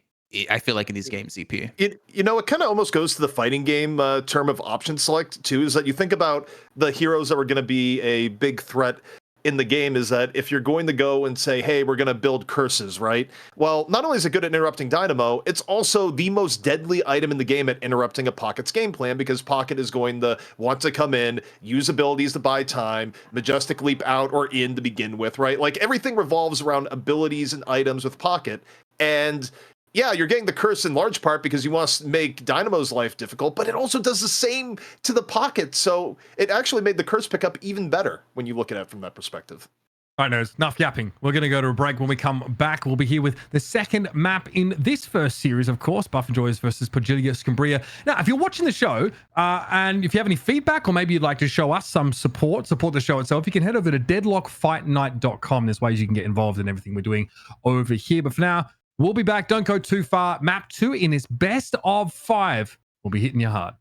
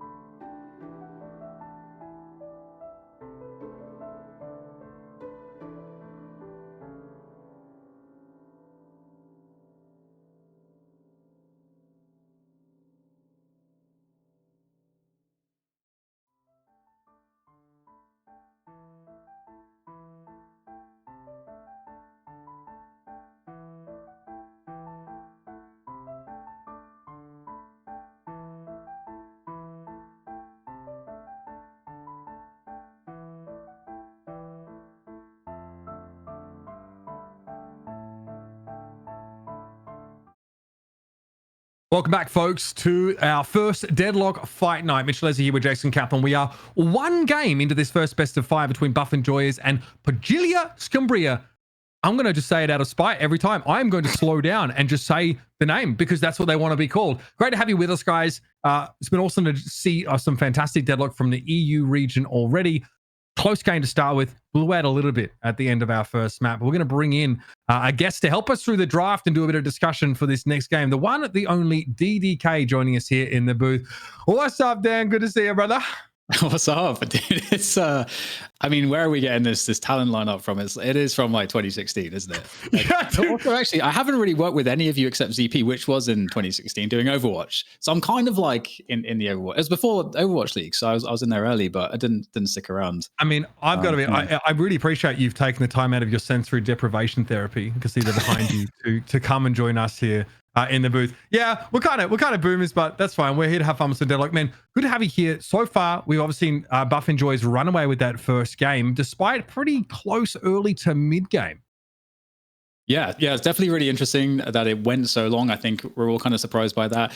I've been wondering actually if Valve are going to end up changing the mid to late game a little bit so that there's more reasons for the teams to move or fight, and also so that the base is a bit more scary. So it kind of relieve that kind of scenario a bit more. But that was really entertaining, and it was really cool to see because we'd had those dynamics you guys mentioned right from the get-go, really strong early lanes. So then the question was, okay, well, can the Buff Enjoyers manage to get to that mid-late game and actually do so in a fashion that will allow them to take the lead? And they managed to do that. They power spiked right at the end, all of the right answers with the curses. Dynamo, very sad. Very sad story with the Dynamo. I feel like I'm seeing that more and more, especially when you're up against like a Lash, a Paradox, got all these tools to kind of interrupt and just make that singularity not really hit, which is, again, very sad. I like how you actually mentioned like making the base a bit more scary, because I think one point of conversation has always been about those initial guardians, that they're so easy to dive on. You can parry them. They don't do too much damage. And you look at other MOBAs, there's something to really respect. I mean, it takes a lot of coordination between 2-3 players to kind of juggle the turret aggro to be able to pull off eliminations like that. So I am curious if that is something that will be potentially changed down the line to make it a little bit tougher to go for those dives. Yeah, because they are guardians, right? Like they in every way they're the same. To be honest, they're like the lane guardians. So they also like only ever provide like 275 souls for a take, and that never changes. It doesn't sort of scale up later in the game. So it's also not the most exciting prospect for teams to take them, outside of the fact that they are, virtually free souls at that point. Let's jump into the draft though here and talk a little bit through what we should expect to see come out from these teams. I would want to say like at least 8 of these heroes are going to be the same. It's not a huge roster in Deadlock right now. And Dan, there are definitely a number of heroes that are more powerful than others. Let's say that much. Infernus, though, and Viscous banned here in our second map. Yeah, pretty interesting that the ban phase in general is super interesting in this game, because I think like ZP mentioned earlier, there are lots of players in this game that the level between the different heroes that they may select is going to be very different. And you've got 6 players. So trying to fit the roles correctly around the team who's good on what, based on what you have available, is very interesting. But getting both the Infernus ban, I think Infernus is probably the scariest carry. I think you were mentioning it earlier, Jason. He's just good at every phase of the game. And then once you get the kind of Ricochet and then Inhibitor power spike, it's the team fights become pretty oppressive from him. The Viscous ban as well. Obviously, Viscous is extraordinarily strong, especially in the early lane. So pretty interesting. And I hope at this game we get to see more out of the Pocket, because Pocket is just so fun when he's not getting absolutely wrecked by the curse. But again, yeah, like these active just completely ruin Pocket, right, Jason? Like, I feel like he needs to get in on his own terms, get like a full channel barrage off, get that affliction down, because he needs that damage amp to be hitting hard. I feel like DDK is a Pocket player. Am I right in that? Yeah. Is this because he looks like him, bro? Yeah. I mean, what you don't know about Pocket, he's under that scarf. He's got massive trapezoids like this, just like Dan. You know what I mean? Like, it's basically based on the guy. I could see you toddling around, with a briefcase and with your wares that you're looking to peddle, i.e. poison, just like open it up. Yeah. Actually, I'll tell you what, we'll get Jason's flatulence and we'll store it in a briefcase for you. And then you have a Hold up. Studio 4. Wait, do the draft. Okay. What are you here for? We're seeing Wraith being picked up. I'm curious, since we had the ban on McGinnis last time out of Pojilaya Skumbriya, if we're going to see McGinnis actually being picked up here. Obviously, a very good counter to Dynamo. Then again, so is the Curse look you just saw before. And Michaela is probably going to be playing the Paradox here. The Wraith, now I know DDK, she has been hit with some nerfs with like the scaling, the spirit scaling on her card in particular. Yeah. But I feel like Wraith also is insanely scary when your team is comfortable being able to play as 5 and not 6, because if you ever go like Shadow Weave or Veil Walk or something like that, if Wraith ever hits you with an ultimate, generally you're going to be able to pick up that kill. Yeah, Wraith definitely has a lot more utility than, for example, like a Haze, which I don't think we're seeing as much. Early on, I feel like, everyone kind of expected Haze to be really dominant and was getting picked a lot, but it seems like that's happening less and less at the moment. And I think it's in large part because you kind of have to have your Haze protected, has to have good laning phase, has to be able to get the farm. It doesn't really come online. And I mean, I think ZP mentioned this earlier, that the games don't last very long. So the Haze doesn't get to come online early enough. But yeah, huge utility with the Wraith, being able to pop people up into the air with the ult. And so the damage output is pretty ridiculous. And the cards obviously make the laning really oppressive as well. So it's definitely a good combo. And I love it with the Paradox as well. Paradox, I've been really enjoying seeing, especially Mikael S is excellent on Paradox, because when you get into that roaming phase, that's when things start to get really interesting. And the Paradoxical swap is one of the best tools to get those early, like, guaranteed picks. And he's probably one of the best players in the world at the moment and being able to play that Paradox and that ultimate well, right? He knows when to use it, but more importantly, he's able to not just get a 1-for-1 trade, right? You typically in pubs or whatever you're playing, you'll see a Paradox ult, and then he's like, okay, I'm in the middle of the enemy team. This is fine. But he builds like pretty tanky on Paradox. So even if he does get pushed into the enemy team, he's able to survive, and this team's able to come to his rescue. The Geist pickup, though, I feel like we're going to continue to see Geist quite a bit. Now, obviously, we didn't get to see too much out of DMOV in terms of like what Geist can do. But as I was saying in the last match, that she's just kind of like an unstoppable force when you build tanky with her, and she's really hard to ever push out or pick up an elimination on. We're seeing people invest as well in her like headshot damage, right? Seeing like Headhunter being taken up. Of course, I think her weapon is like the highest single shot damage, like 55. So she has like all these great sustain tools in lane. It feels like a real bully, but also, she hits hard with her weapon, Dan. Yeah, especially the weapon is kind of nice when you're connecting those nines and getting the damage amps. Yeah. And then in combination with also the AoE stun, when that does, like, that becomes a dot on the ground. Like, she scales really well, potentially, if you're able to get her there. But so it is interesting to see her come more into play, because I think she was getting shunned for a while. But that's like the beauty of games like this. We're in a stage where, it feels like, oh, this is really terrible, and everyone's making their tier lists. But how sure are you really? Like, you're always going to get those people that figure something out first. And, Geist perhaps has that potential here, as we're seeing her get picked a lot more in EU potentially. And that's another difference. The EU and A metas are going to be different takes as well. But I wanted to also focus on the, like, what you guys think of Mirage, actually, because, like, how do you feel in terms of his scaling into the later game? Because obviously early lane, he's extremely oppressive with his damage output. Yeah, I mean, like, fundamentally, like, his global presence is less relevant later in the game because you're grouping up. So that means that Traveler's not quite as exciting. Jin's Mark is like, feels like a duelist's tool, right? Like, this stacking debuff that can apply slow and also reveal people on the map means that he skirmishes really well.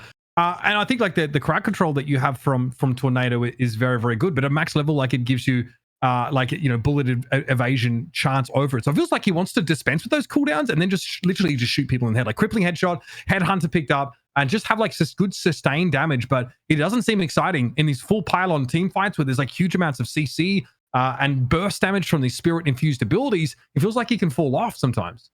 Yeah, I'm not fully convinced by Mirage just yet. I feel like he hasn't found his niche necessarily, or necessarily like the build route to go. I'm thinking he's such a strong disruptor, and he does so much damage just based off abilities alone that doesn't really need a ton of items behind him. Maybe he should be built similar to like Lady Geist, get a little bit more tanky and just disrupt in the fights. But I also still want to see him played like in a solo lane more as like a carry role as well, and see what you can do with him, because he can obviously play duo, he can play solo.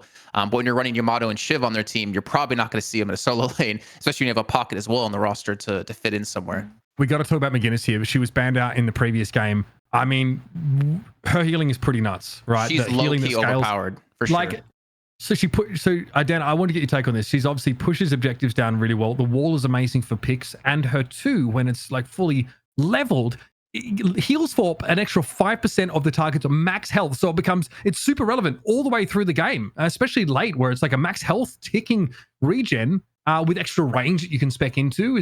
Seems nuts.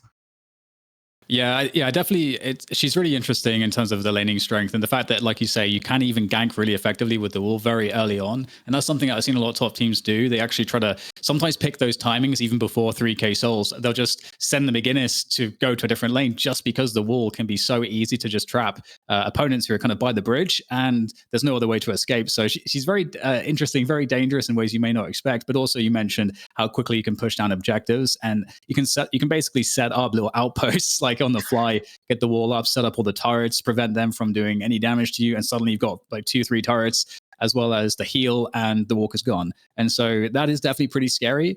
I'm not convinced personally on her how well she will stay relevant if we get to the late game. But again, like ZP mentioned, it's so common that these games end a lot more quickly, and you get rewarded so heavily for taking objectives that it is definitely, I think, a playstyle right now that is particularly strong. So. And adding in the warden as well, I feel like I'm definitely feeling more of the early to mid game win here for buff enjoyers. I feel like that's the kind of win con for them, because I feel like the later game might be looking a bit scarier when we're looking at the composition. Okay. Pojilaya Skumbriya. Okay, wait.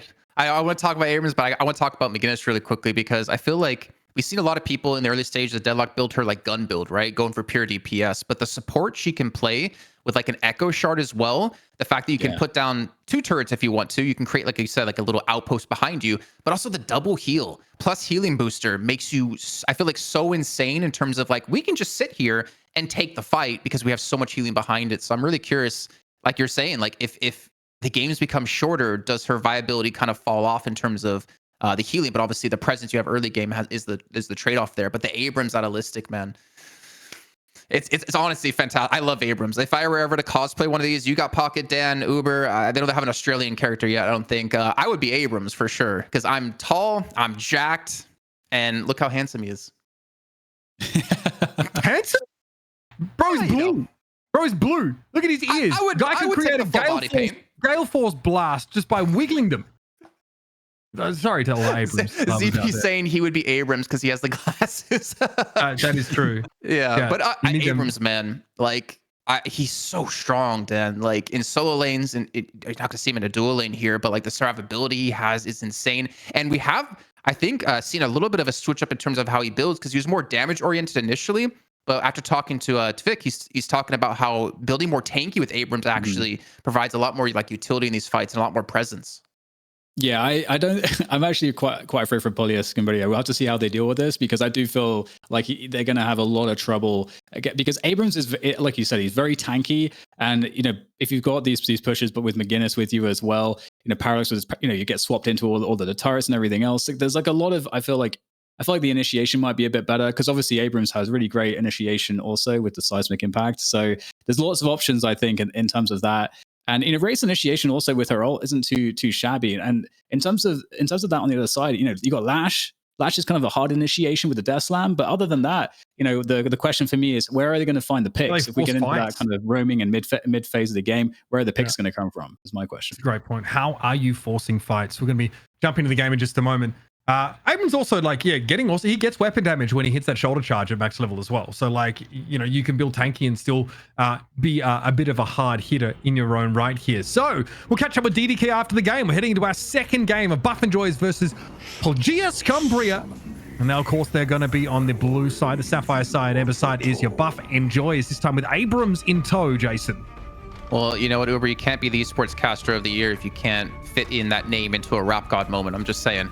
But we are seeing, okay, so the Abrams going to be coming up against the Pocket on the left solo. We have the Wraith up against Yamato on the right solo. And then we're seeing the Paradox and the Geist. So, actually, wait. Okay, sorry. I thought we had, for some reason, a gank already happened on the right duo. But no, so we're going to see pretty standard here, play off the bat. We did see Buff Enjoyers really dominate the left duo lane in the last match. And we already do have an elimination coming in. Abrams, Ballistic, able to take down together on the Pocket. That's not a good sign. You do not want to fall behind in Abrams. That is so early as well. And it may have been off like a shoulder charge connection. It gives you just such a huge advantage in that fight. But in general, Pocket needs to get that damage amp off of the barrage. Otherwise, he doesn't really want to be fighting. Again, he wants to fight on his own terms. So that's not good. Not a great sign, losing out in that engagement. Of course, he's already going to be back in lane here, but is already falling behind drastically in souls. Yeah, you saw Listic try to push the lane extremely quickly, right? To deny some of these minions up against the tower. He's going to go back and buy. He's going to pick up, obviously, one of these 500 items. I wonder, though, if he's going to be able to continue this pressure onto Together, because if he does, well, that's going to be a tough time. And I believe What? Hardeki go down. Sorry, I mean, that is ridiculous. Just the Essence Bomb spam from the Geist in that lane, plus the damage from the KLS. This is a much rougher start for Pojilaya Skumbriya than we saw on that previous map. Look at the far left solo lane. You can see Listic shoving that in with a 600 soul lead, which this part of the game is definitely significant. Took a lot of damage there. Finally, I see we get some life from Together here, and well, it will be 1-for-1 in that solo lane. Again, a little bit too cocky there. Unfortunately, Together, a good pullback for them that he honestly desperately needed too. He's going to pick up 2 500 items here off the back of that one. I do kind of worry, though, for the dual lanes, how things are going to play out here with the early elimination onto Hardeki. And I believe Sunset was playing the Pocket last game. Now he's playing the Mirage. And Together was playing the Yamato last game, but he's on the Pocket, and Tass is going to be on the Yamato. Yep. So I wonder if he's going to have the same impact that Together had in that matchup up against Zergy. Yeah, or at least Together was looking pretty healthy soul-wise. I mean, they were like, that Yamato was one of the most frightening he was prospects, the strongest lane, for sure. Yeah, 100%. Kind of talked about that, Wraith needs a little bit of time to get going, to sort of build up. Doing okay in farm, but definitely behind a little bit here. All going to get thrown up. You see, heading over to that right side lane here. Oh, Together. So even with the early elimination, Mitch, Listic still being forced back now. Together's getting free reign over this lane, which make it extremely hard for him to get back into this one, for Listic in particular.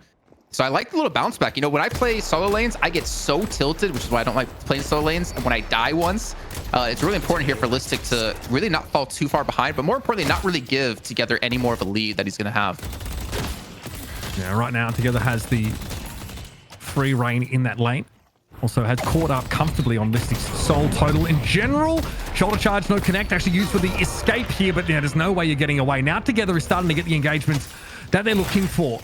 His barrage connections here make it very, very hard for Abrams to stand up against that Pocket. Yeah, the damage amp is just insane, and Together's going to have ultimate too, so I wonder if he's going to show some signs into the other lanes. We can see Michaelis has already started to rotate over towards that left-hand solo lane. He doesn't quite have ultimate just yet, but he still might look for the catch either way. The first ultimate online, that's the Affliction of Together, getting to that 3k soul threshold. Michaelis here trying to intervene on this far side lane here. Maybe even initiating a swap, we'll see. They're trying to get that Pocket out of the way now that they've hit 3k. Nice slam there for Xenia. Finally, Dimov actually getting something done in this lane after that early kill the Buff and Joys took.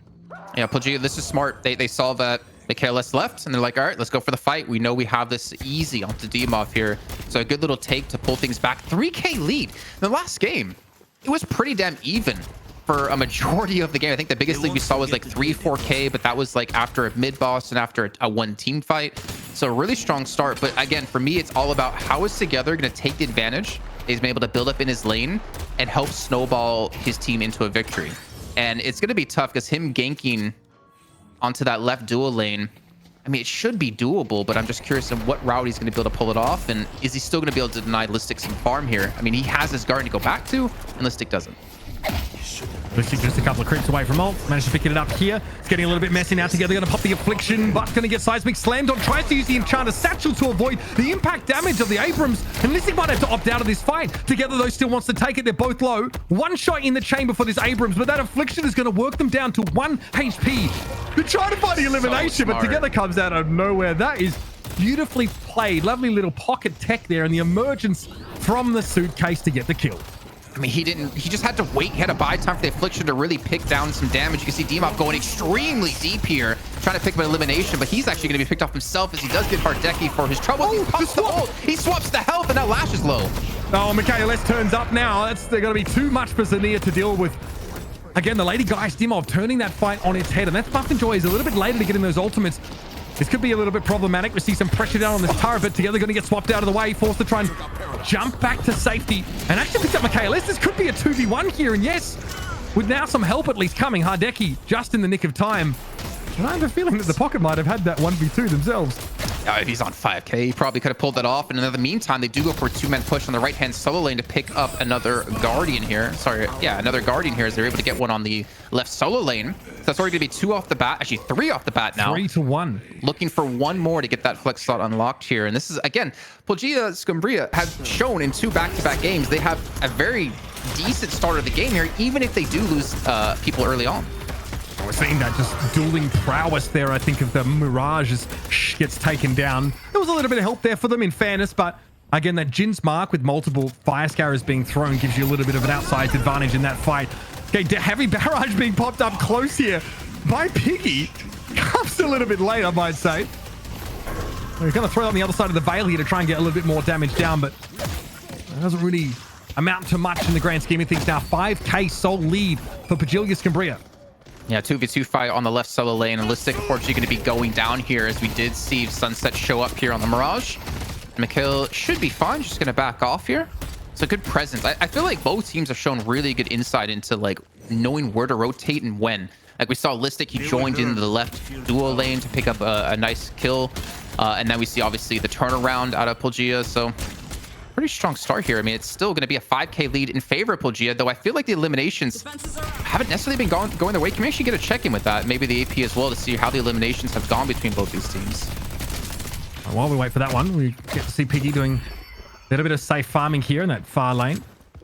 And I guess... There we go. Yeah, 13 to 5, man. Look at that. That's crazy. Yeah, it's kind of wild as well to see like the soul lead maybe be as restrained as it is. I mean, 4k at this stage of the game means a bit more than later.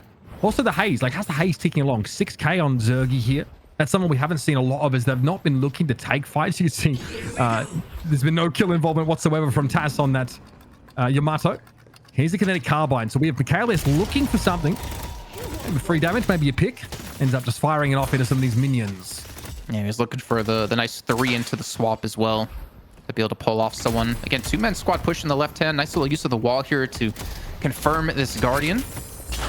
So that pretty much puts things into a 2 versus 3 in terms of Guardians being killed so far. But the big push is going to be coming in. Problem is, those turrets can be such a nuisance. They give you so much information in a game that doesn't have wards. Turrets can be almost just as good, right? To give you that info of where people are going to be coming from. Because the minions give you a lot of sight. That... I mean, minions are moving wards. Yeah. In this game, for all intents and purposes. So that's another reason why you want to have lanes pushing up away from you. It's a ton of info. Okay, let's look for something here. Trying to get the catch on towards Zania. We brought in, but a Divine Barrier going to be used straight away for some of those extra combat stats. The Bullet and Spirit Shield goes a long way. Death Slam, they're going to be a problem. 2 players caught up inside of it. Listic and Mikhail now have to deal with this lash here. Wall thrown up. And here comes yet another wall. This is, of course, the McGinnis getting involved. Piggy's here for the fight. Hideki eventually has to succumb. Zania, though, still looking pretty scary. At least makes it a 1-for-1 trade there. And the duo on that far left solo lane are taken out. Can Buff and Joys convert this into anything more? Oh, unfortunately, on the left solo, there's really nothing to take for them, unfortunately. But one thing I really have to give them credit on is they're so good at knowing like when to rotate to look for these kills. Pojilaya, you saw like they had players around the map here, but Buff and Joys knew to rotate over the McGinnis play by Piggy to be able to solidify these kills. So really smart play to them. I feel like the macro play out of Buff and Joys is almost unmatched when it comes to EU. Yep. Maybe even NA, though I think Hydronation might have something to say about it later. I mean, Together already has, as an aside, that Majestic Leap. So that's obviously the first tier 3 item they're trying to pick up, which really cranks up their mobility. Also gives them a little bit of defensive stats, some spirit. Okay, wall going to be thrown up. McGinnis didn't want the fight, but, well, you don't really have a choice. Nice little airdrop used there, and it looks like Pojilaya Skumbriya really want to take this fight. Piggy not ready for that level of aggression. Nice little double control key tech. The fast drop there allows Together to get over that wall. McGinnis with egg on their face right now. Here comes Sunset, though. You're trying to ward away, I think, some of these would-be interlopers from Buff and Joyers. Yeah, that Majestic Leap out Together, perfect. You just kind of can get, he can be into a fight when you don't expect it. Pops off the Affliction as well as they go for the chase down here. In the meantime, Solar's going to be picked up. I wonder how Buff and Joy's going to respond to this, because we can remember from the last match, as a nice Storm Charge comes in. Soul Siphon here. I don't think anyone's really trying to take a fight against the Abrams right now, but Zania elsewhere ends up getting caught out. Listic doesn't want to overextend here now. Getting caught up in this freeze. Also, Kelvin Ultimate to lock them in place. Dimov going down. So a 1-for-1 trade in this fight now, and they're looking to chase a little bit more. Once more, Buff and Joyous may have to give some ground. Very deeply extended was Sharik there. He was deep in that fight. Together would have been a scary prospect, but he got caught out in the open. Ends up being a 2 for 2. And we'll of course see the lash coming off respawn now for Pojilaya Skumbriya. Yeah, rescue beam used by Piggy as well to make sure Listic does not go down up against together in the 1v1. Even in Souls. Yeah, and I think that's like the power of Buffingers. As I was saying before, right? They're used to playing on NA. We do have a fight in the meantime down the left-hand side with the Solar currently in the hands of Hardeki. But Buffingers playing on NA constantly, playing with worse ping. I feel like it makes them kind of a stronger team overall when they finally like get to play on home turf. Exactly, right? Yeah. I mess with it. That's fine. Okay, we'll see. Some of the Sinner sacrifices farmed up here. Just some of these neutral and inanimate. Otherwise, camps being picked up by both sides. Now, again, we've got 2 Guardians still standing for Pojilaya Skumbriya. 1 for Buff Enjoyers. But all else being equal, this is definitely a pretty pitched battle at this point. 12-minute mark comes up. You can see the Urn looking for a turn on the right-hand side. And Buffingers aren't really looking for a contest on this. Yeah, they're really not trying to do much about it. If you remember, in the last game, Buffingers, they took the Solar Urn and baited Pojilaya. You're so much better at this than me. On the right-hand side, so they can actually go for pushes on other spots on the map. But the turn-in will come through. The lead's still going to be 3K here. We do have a Wraith Ultimate going to go in looking for a kill. All right, see straight away. Kelvin trying to get above that fight here. TP comes too late for Zerky. Again, Dan talked about at the start of the game. Takes a while for that Wraith to really get going. Zania able to find a double kill together, is brought down. Alistic a little bit late to the party, is at least able to intervene. And Buffingers is obviously in a position to start to threaten this Walker now. Well, it's going to be a trade, right? Because we do see Walkers being pushed on both sides here. Michaela's trying to go against Hardeki in the 1v1. Paradox for Shiv, and Paradox wins. So he shuts down the Walker push on the right solo lane. In the meantime, we still see Sunset pushing the left Walker in the left solo lane. And we see Buffingers going for a push on the right duo, looking for a Walker themselves. Yeah, again, so crucial to make sure you pull that player through the time wall when you swap them, because you get 10% of their max health stripped off when they pass through it. It's very, very powerful. And also, the wall gets even better later on in the game, but it's just a huge part of the combo there to make sure you can win out basically against anyone. And our Buffingers are grouping out towards that right side solo lane here. Might be making a play here over towards this Guardian. Last Guardian, yeah. And that's cleared off. That's the flex slot unlocked for them, where unfortunately Pojilaya don't have one unlocked just yet, because we still have 1 Guardian left up for themselves. A fight breaking on the right-hand side, but this is not a good fight for Buffingers, considering they only have 3-4 players here. They're grouped up. They can actually make something happen here. The issue is, yeah, Piggy getting caught up by the Yamato now, and oh goodness, yeah. That slowing aura popped by the Yamato. I mean, there was no escape for the McGinnis. They're getting exploited so far in this game. Sharik goes down there, and Mikhail just cannot do anything in the 1 versus 4. Pojilaya Skumbriya just winning out in all of these exchanges, and again, have themselves a sole lead to work with. I think that's one thing that obviously helps Yamato quite a bit for its fight, is the fact that you can go in with your 2 into the middle of the team. You can pop your cold front, slow the entire team, which allows the rest of your team to catch up and allows you to just chase down and walk all over them. We are going to see the last Guardian go down. We're going to see some Walkers being pushed in the meantime here as well. You got to be careful here. Piggy's the last one up, as he will get the wall off to deny some time. It's going to go down either way. I think you can just get a majestic leap up above that. Okay, Sharik actually pops the last stand there. Was hoping to get a fight, but Buffingers didn't really seem to have the mechanism to force Pojilaya Skumbriya to fight them. So both teams have actually managed to take 2 Walkers now. Still an 8k sole lead for Pojilaya Skumbriya. I wonder, I know ZP's watching this right now, and he's thinking to himself, is Majestic Leap going to be picked up by Warden? Which ZP said he coined himself. He's one of the first ones to do it. It makes Warden's ultimate so impactful, because you're just never going to see him coming. You obviously have that charge time to be able to use the ultimate. And buffs, well, they did just come up. Looks like Buffingers is going to secure the one on the left, and it looks like Pojilaya going to be able to secure it on the right-hand side. Yeah, with the Urn, that right-hand side might be where you want to be there. Yamato Shadow Transformation going to be used here. Together, just blown to smithereens. Task could not be a factor. They're actually fighting a retreat here. And this might pave the way for Buffingers to get some good pressure now down on this right side Walker. But they might just value the Urn a little higher. With the map control they've gotten on that left side duo lane, looks like they'll maybe use that as a staging ground to get this in. I think they should be able to. You can see no one really positioned to stop this, but obviously Michaelis is taking his time to get there. Taking a look at the pocket, though, obviously had a very strong laning phase, even though he did go down first up against Listic on the Abrams. But obviously Curse, it's a lot of money to buy, right? 6,200 souls to be able to pick up here. So I wonder, can Together still have impact later into this match if it continues to drag out? Because we know Curse is going to be picked up to shut him down. Again, it's about starting the fight on your own terms. Pocket's still relevant. If you can just emerge from your satchel in the middle of a fight, you got like your good damage amp on the enemy team, you're in good shape. Zergy falls yet again. So that Wraith still building towards, you know, a point in soul total where they can be impactful. Also, they're just not going to do anything solo in that fight. They can teleport away, but that's really about it. Here's the swap though. This is going to serve Sunset up, and a beautiful shoulder charge connection here makes it awful scary for this Mirage. And the Soul Siphon going to slurp Sunset away. And will fall. Also Walker in the meantime though, taken by Pojilaya Skumbriya. Exactly. They get one kill, but they lose a Walker for this. In the meantime, they're going to continue to push up here. They should be able to get another Walker with only one left to go on the enemy side, but both teams only having one left anyways.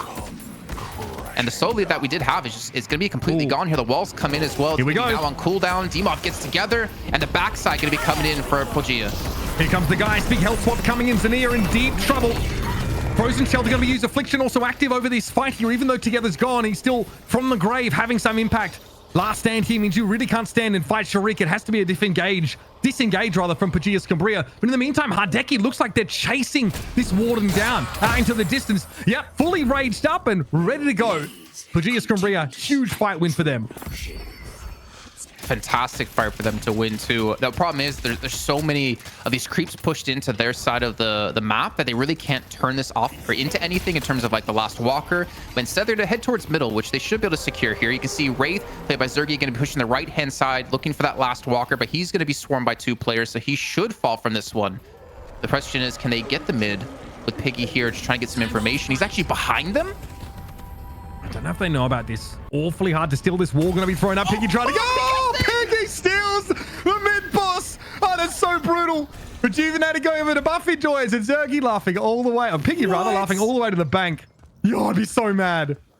I don't know how livid. That wall, obviously, like if that wall is fully maxed out, I'm not sure for Piggy yet. It applies a stun, so it gives you a window to get in there and slap that Rejuvenated for yourself. I have to confirm on whether that was how Piggy was able to do it. Otherwise, it's even more ridiculous. I mean, he definitely had a stun go off. He definitely had the wall down, but somehow he steals it away. He should never have had any right to do so, but I think a key factor of that was the fact that he was behind them. Because obviously, when you get the mid boss down to 60 HP, it lets out the roar. Teams start to come in. You kind of bait, or you have some players play on the outside to see where they're coming, so you can stop them. But he gets behind them to open things up. But we're gonna see another fight right off the back. That's on the right hand side of the map here. Everyone is closing on this one. Nice disengage comes in out of Piggy to buy some time, as you see the turret slowing them down, doing some good damage. Yeah, that wall definitely maxed. That is ridiculous. Okay, multi-telekinesis coming up here. A lot of Pojilaya Skumbriya are going to be held aloft right now, but Zania cannot hang. And again, last stand is active right now. That Warden's looking awful scary. The chase down on Hardeki had nowhere to go. Let's able to find 2 kills, and one of them being Michaelis is pretty big, but there's a lot of damage left in reserve here for Buff Enjoyers. They've got Zergy still active. Dimov is also here. Great damage. The pressure here from the Warden is extreme. Rescue Beam as well used just to make sure he's topped up and ready to go. And once again, Buff Enjoys, they do this every time. They find this big team fight late into the game, and they're going to look to snowball it now. You really have to give some credit to Sharik or Shush, or as you're seeing him at the moment. The one ability out of him reduces the damage the enemies do. I think it's by like 35% if I'm not mistaken. And that can be so impactful in a team that's looking for some really quick picks, which I believe that Pojilaya is looking for here. They're going to take down some base guardians. I wonder if they're going to continue to push here, because obviously they still have their Rejuvenator on 3 players. The lanes are going to be starting to push for them as well, which they're obviously to clean up the left solo lane. But you have to be careful here. You don't want to go out as Pojilaya, get eliminated again, and then lose even more of your base. That was devastating. Look at the swing of souls as a result of that fight. Looking for a pick here. Zergy's going to go for the telekinesis, but they're caught again inside a frozen shelter. It's not like they're going to get out of this. They have a Rejuvenator. It's fair. Okay. Seismic Slam going to look to come in. Good shoulder charge connection. Look at Zania already going down a half, basically straight away, but playing from the safe side of the Veil. Pojilaya Skumbriya able to deal with Listic here. Mind you, Rejuvenator is active right now, so for many of these players, they're going to be back into the fray pretty quick. Yeah, he's going to get one with the last ultimate just to throw him away here, and you can see the health bars that a Buffner is kind of low here. Pig is going to be going for the heavy barrage, looking for some damage, looking to force the disengagement, and we are going to see Zergy come back to the fight here. But I don't at Pojilaya. They have to be very careful. They cannot really afford to go for another fight off the back of that, especially being down Sunset. That's risky. They're going to give up a lot of ground here if they're not careful. They don't need to back away towards base, so they are going to play defensively here. Look at the kill difference, and yet 7 AP favors Buff Enjoyers now. Michaela's going to get that urn, and there's so much map control for buff enjoyers. What? I've not seen that tech before. Well, he Using has the a rescue beam survival to buff. throw him. Yeah. Okay, that's a pretty quick solar in right there. There's only a few heroes can do that a little bit quicker, Ivy being one of them. So he's going to be able to secure this one against more souls going to their side. And he has obviously leveled up his 3 first. He's going for his 2 second. I mean, he's got, sorry, his 3 isn't max level. It's his 2 and his 4 that are max at the moment. Well, again, because you want, I think, the silence as well and the other effects on people that pass through that wall. It just, again, makes it impossible. If you pick someone off with the swap, they are cooked. Oh, the buffs have been picked up by buff enjoyers. They got both on the left and the right-hand side. So we're definitely going to be looking for a fight here. And again, Piggy, as you saw, I believe, actually, it was Litz in the last game on the Dynamo, looking for some info up here. I don't know the range on those turrets, to be completely honest with you. I don't know if they can actually shoot people down there, but if anything, it still can kind of act as a ward for you. Yeah, 25-meter in-game attack range, so actually pretty decent. Also, it gets increased when you have the second level. I think you get an extra 10 meters of attack range on it, so those turrets actually can cover quite some ground. They're definitely looking for a pick here. You can see they're trying to play very careful. Again, they also have some, I think, timings on the enemy jungle, because when they left earlier on, after getting mid-boss and pushing the base, they were able to clean up quite a few of those, which is where they've been able to get such a massive soul lead. Zitas here again, the recipient of most of the souls. This build looking pretty similar to what we've seen before. At the cold front, though, there's the one adaptation or adjustment. Zergy now getting close to 30k souls. This Wraith has to be an absolute menace. Also, like, Geist getting a lot of those resources going their way.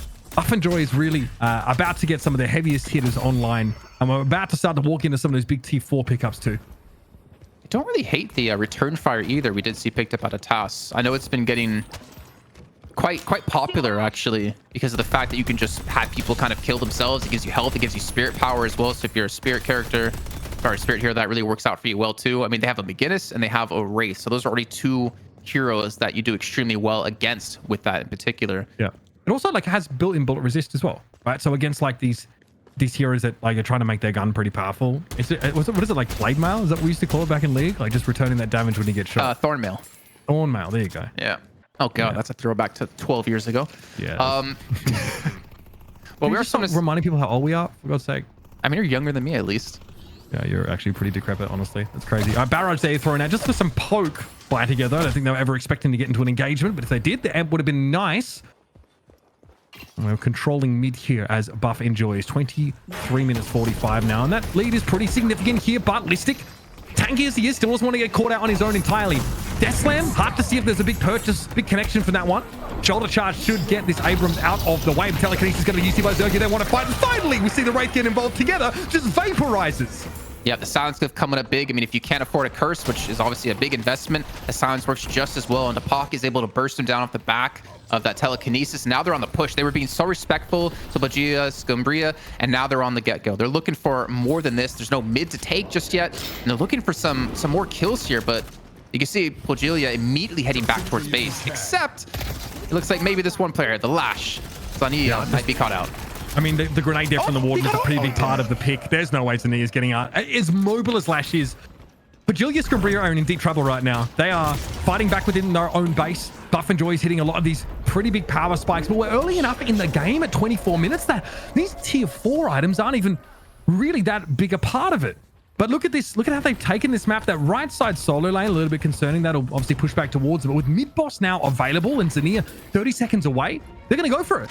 I don't know if they're going to commit to it. With Zenia down, right? You don't have that last ultimate to throw you out of the pit. They're trying to bait them in. They want to force fights, but they don't want to be the one to necessarily like go for a head-on-head charge. They want to catch them out in a bad position, use that wall out of Piggy to his advantage. They will take down. They'll have the potential to pick their Rejuvenator. In the meantime, there's a fight on the top side, so we could see it still. They all drop down below, but they're stuck in the frozen shell, so the wall comes in, and Zergy's going to lock it down. Yeah, make sure that they land that one. Paradoxical swap on together. That's not what you want to see from your pocket, getting caught midway through the fight. And now Pojilaya Skumbriya have to somehow slink away with their table between their legs. That was a Hail Mary for them to try and stay in the game. And in fairness, it looked a little bit close. But this is where things get a little now out of hand. Gonna see them push right on up here. And again, just those base guardians really left. In fact, those have been cleared out in those 2 mid lanes. So we're looking at the shrines here. Maybe some cleanup on the peripheral guardians.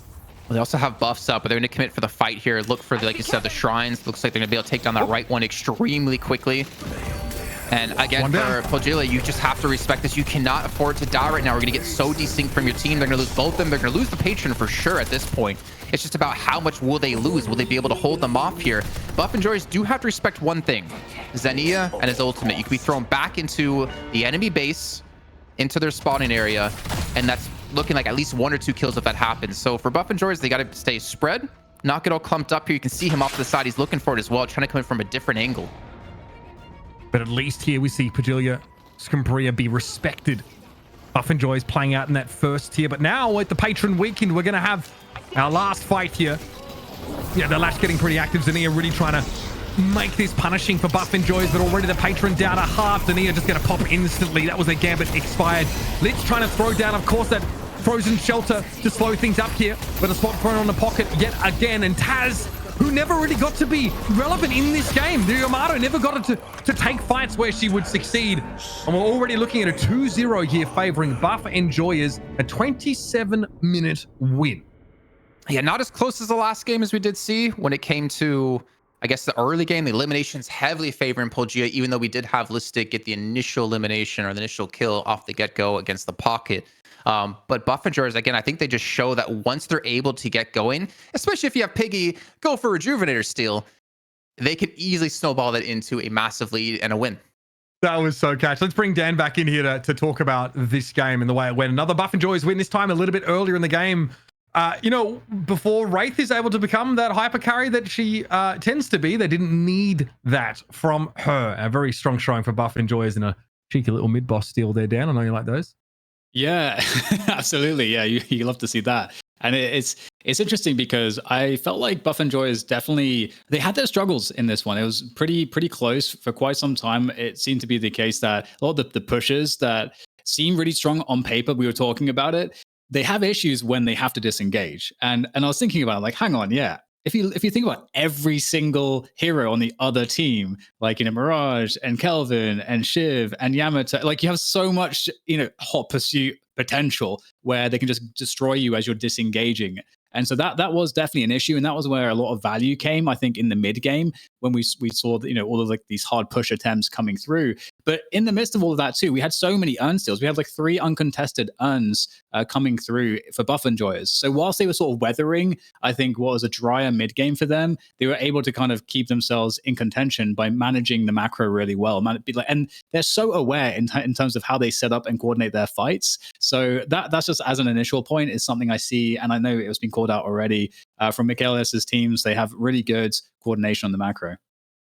I mean, we also noticed that. I think there was like, it was like, geez, almost 30 kills to like 15 or whatever, like a big lead in just, you know, soul kills, but the soul total was pretty similar, you know, despite this. So a lot of those neutral objectives were being well contested by Buff and Joyous. They managed to stay in step pretty well. They were behind for much of the game. Here, of course, is your post game. So plenty to talk about here. A lot of farm going into that Wraith as we expected. As a result, Zergy spent a fair bit of time just pushing those Guardians down. I just feel like, Dan, Buff and Joyous are just so good at that everyone is able to put out player damage again. Like it's what, a 7k difference between their highest damage dealer and their lowest damage dealer. I feel like they play so well. Even if you're like a full support kind of hero, you're still able to put out the damage. And of course, like Piggy with the saves with his rescue beam. Of course, the control is able to pull off with the wall as well. Just crazy. That's all I can really say right now. Yeah, I have to say, one interesting point for me, I felt like the game was still, it wasn't over yet. Obviously, you had the mid boss steal, and then there's this situation where it's, you know, normally, you know, when the other team has the mid boss, obviously they want to try to make the most out of the rejuve buff and try to, you know, hit a base, hit some objectives. Because you can kind of be riskier, you can throw away a bit more because you respawn really quickly, and at late game when the respawn times are really high, obviously that's a massive bonus. And we got an interesting scenario where there was like nothing up on the map. Mid boss was obviously down. We had the urn down as well. There wasn't really any jungle, and we actually had God, I'm gonna butcher the name. How about you say it, Mitch? Say it for me. Pojilaya Skumbriya. Oh my God, you're so good at it. I feel like I need to outsource it to you. That's from freaking practice. Yeah. There's a commission associated with that, though, brother. So just think wisely about it. But they forced a fight around the mid, around the mid boss, even though they could have played more defensively and waited it out a little bit. And to me, I was curious as to what motivated them to do that, because there wasn't a clear like, oh, we can catch a straggler or something like that and get a really good initiation. So it felt like they kind of sort of forced a fight there, which perhaps maybe showed a little bit of like desperation is not exactly the word that I want to use, but urgency. They perhaps felt like urgency. Oh, absolutely disgusting. Oh, they even put knockdown on him, and he gets it right before the knockdown gets hit. Inject that into my veins. That is so clean. Yeah, like let's talk about this. The pocket again doesn't get to have that late game relevance here. There's no like curses on the map. There's nothing specifically like in terms of actives that are being used to, but again, together has great impact early, wins that solo lane against the Abrams, and then later in the game can never really get the engagements they're looking for. They always seem to be the center of attention, which I feel is like the last thing you want is Pocket.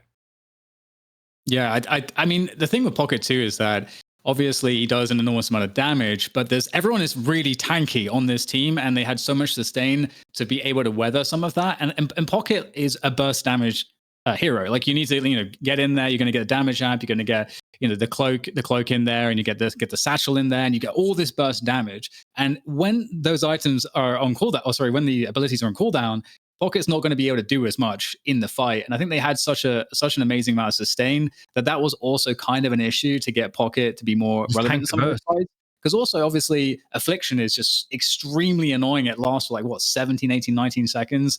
And so you need to have sustain to make it to be the case that that's not going to just ruin your team fights as well. So it felt like they had a lot of the right answers, especially getting into that late game. So overall, again, this game is so interesting with the draft, because you're always going to have different drafts. People will ban differently, and it comes down to the flexibility on your team. But the make it workness we're seeing out of Buff Enjoyers here so far has been really great, because you're not planning for these comps ahead of time. You're just picking it, in the draft, in the moment. We can all play these various things. You're kind of working it out.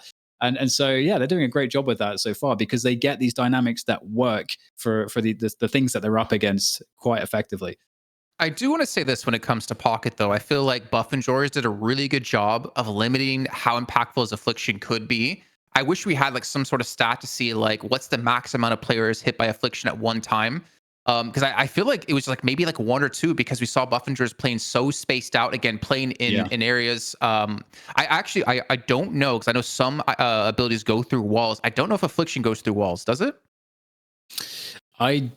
You know what? I actually don't know. Some do, but also shouldn't. So yeah. I don't think that concussive combustion is supposed to go through walls, for example. But it goes through Calvin's dome. Let's assume it doesn't, because I'm honestly not fully sure on this.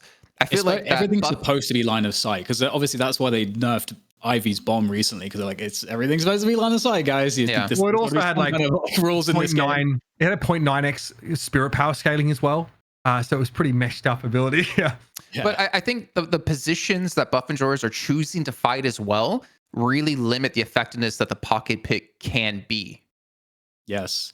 You know what? I'm gonna shout out ZP here, because he was typing to me, and he was admiring the spacing there, because it created this world where it's also impossible for there to be an effective Lash ult as well, especially going into that last fight, just really kind of playing with just creating an impossible scenario for Lash to get the engage that he needs, which would be the one way back in. You always should be thinking as a pro, what is the one thing that would be the most devastating scenario? Okay, probably would be the Death Slam. Let's avoid that. So, but what do you mean? You mean playing at a line of sight, or breaking line of sight with McGinnis walls, playing inside? Is that what you mean by the spacing, or just outranging the ultimate? I think in terms of the spacing, basically, you need line of sight and also range. So making sure that you're playing outside of that, and it can't be the case that multiple players can get hit with that Death Slam, essentially. I do have confirmation from chat, by the way, that it does not go through walls. So again, just reinforcing the idea that Buff Enjoyers are really being smart and choosing where they want to fight. No, it does not go through walls. Well, so it's the same idea as playing against an Invictor as well in the late game. It kind of dictates where you want to take these engagements, and it sort of informs your positioning in the pre-fight. We're going to go to a break, folks. When we come back, what might be the last game of this set between Buff Enjoyers and Pojilaya Skumbriya is coming up, so don't go too far. This is Deadlock Fight Night numero uno. We'll be back after this.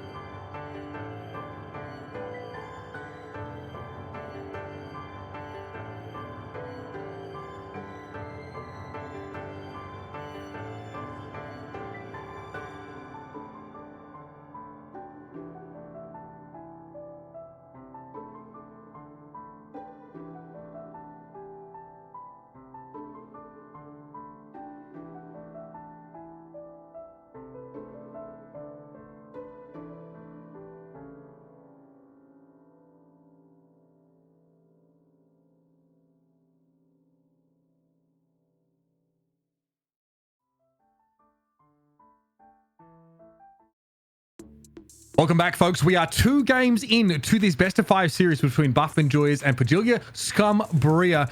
A quicker game in that second matchup, Jason. We got to talk with Dan a bunch about it. We never really got to like that, the part of the game where like those tier 4 items were relevant because Buff Enjoyers were too clean. They got it out of the way quickly. Very quickly on that note, let's bring in the man that makes every Diet Coke can within 5 miles shudder in fear. And ZP coming back in, bro. Good to have you here, man. Nice quick game for map 2.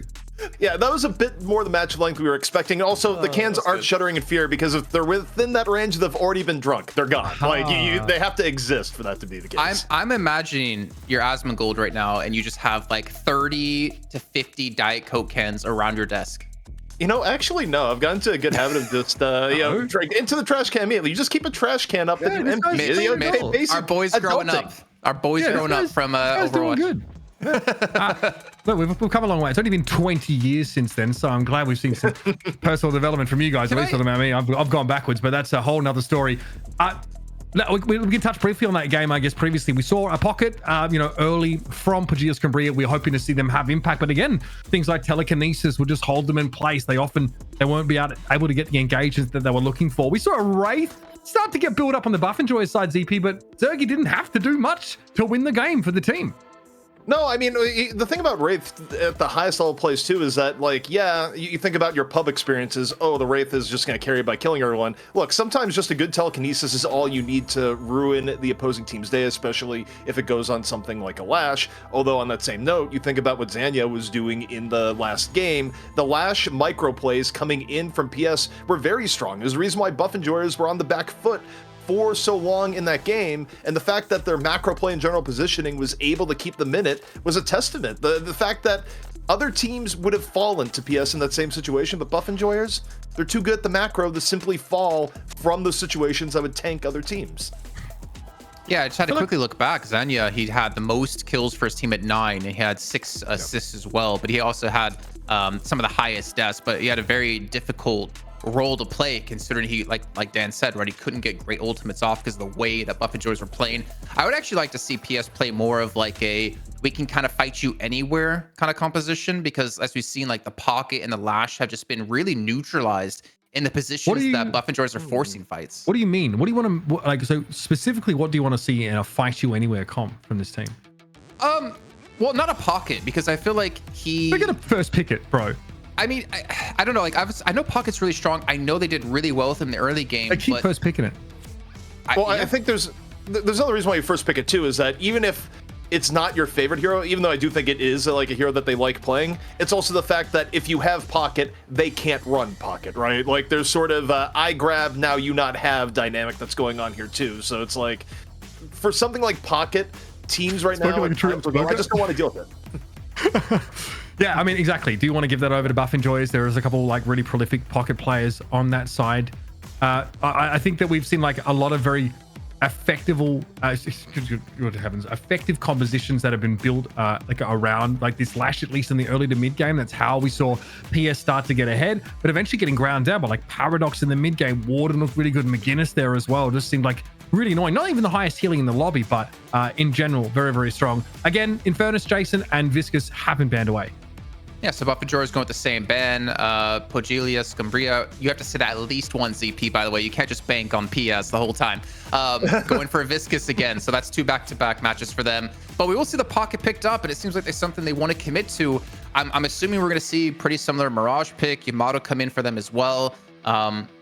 But I'm curious what Buff Enjoyers will go for here. I mean, they obviously have the Abrams still up. I mean, everyone played extremely well on their respective heroes. Do you want to pick a hyper carrier early on, like Wraith again, to deny that away from Pojilaya? There's a lot of options for them, and then there's the Wraith. Yeah, I mean, I think they're also, if they can, they'll try and take the Lash just so it's not a pick available to PS. The Lash did a lot of work in terms of the early to mid-game keep there. And okay, as I said, they got Paradox. So if they grab Paradox, you usually don't want to give away Paradox and Lash right now. So you would assume for PS, they're kind of going to be rebuilding the same team comp here, and that they already have the pocket. I expect the Lash pick to come in. But Infernus is banned, and Wraith isn't available to them. So why are there other sort of like big carry options here? I think in terms of big carry options that you would expect to see here, okay, Infernus and Wraith gone. This is where you look towards things like Yamato, or even right now Warden. We got some insight right now that while you could run a Haze, teams, at least in the top end scrim meta, are like actually preferring a little bit more Warden than Haze right now. So that's why, you know, Haze has not been, you know, as valued as a pick as it has been in the past. Okay, so we have the Lash locked in. So Pojilaya Skumbriya very much true to form so far with these first couple of picks here. Getting the pocket, getting the Lash. So expect to see them be pretty strong in some of those, you know, in those lanes, right? The pocket looks really good against the Abrams in that previous one. You know, I think the pocket had great impact. Yamato coming in again. So we have a real tendency, a real preference here from Pojilaya Skumbriya. Yeah, so the Yamato again, the Lash, the pocket. I feel like their comp wasn't bad in the last two matches. I just feel like the positions they were fighting in weren't great. And I feel like they kind of get baited into buff and Joyers where like, okay, we got to pick or we got someone low, let's chase him. And when they chase him, they basically play into the hands of how buff and Joyers want to play. I feel like they need to kind of choose how they want to fight maybe a little bit better to make it work for them, like the more in open areas. But I'm assuming with the way that both teams are picking, it's pretty much going to go the standard route of what they've done before. Well, I do think I'm surprised to not see picked right away. I think Kelvin's going in for buff and Joyers here. I think Litz actually had a pretty good Kelvin in the last match when things were going well for Pojilaya Skumbriya. There you go, Jace. I said the name, although not particularly well. I think Kelvin. Okay, you gave it a crack. I'll count it. Lady Geist picked here. Okay, so high priority on this particular pick. Yeah, I mean, the Geist, people are just realizing it's a tanky hero. It's also pretty darn good in the laning phase. It's always been one of the stronger laning heroes in the game. And as a result, you have a hero that people go, okay, we're going to do this because it'll also keep pressure off of some of the other targets. No one really wants to engage on a Geist first once they've built up to a certain level of tankiness. Yeah, and the fact is, like, Geist just gets stronger the longer the fight goes on because of those blades you threw out. It gives you that damage amp, and you can keep stacking it. You can keep pumping more damage, which is like see the headshot booster as well applied to Lady Geist. And then if you're ever close to her, well, she's gonna swap your health, like we did see a couple times in the last game. But looking on the other side, the Mirage, see, I don't know how you feel, ZP. I feel like the Mirage has been a little bit of a miss for me so far. Have we seen any big old CP, like any big like ganking sort of traveler uses from this Mirage? It seems like the global presence has been a little subdued over this series. I mean, there's been a few, but the main thing is it just gives flexibility, right? Based on what is going on the map. It's one of those characters that also kind of has a mental impact too, where it lessens the aggressiveness of the other team to an extent, because even if you're not using the teleport, right, you know if you go in on, say, a 2-on-1 opportunity, it can become a 2-on-2 opportunity. So Mirage is kind of one of those characters where once you've already picked it, you've sort of changed the mental aspect of the game and what is safe, because Deadlock inherently, it's this game of imperfect information, right? You don't know what's going to be on the other end, and that goes double when they have a character that can teleport into your lane. Let me hit you with a question. Yeah. About Mirage. I would almost like to see him more similar to like we see a Wraith, more like a split push, because Wraith obviously very safe when you have your two to get out. Mirage can just ult away as well and rejoin his team who could be pushed on the other side of the map. I almost want to see that, but I feel like we haven't seen too much split push. I know we did see it a little bit in the last game, but I feel like that's where he's a little bit more effective. But I don't know. I feel like we still haven't found necessarily the role he's playing just yet, or at least he's successful at playing.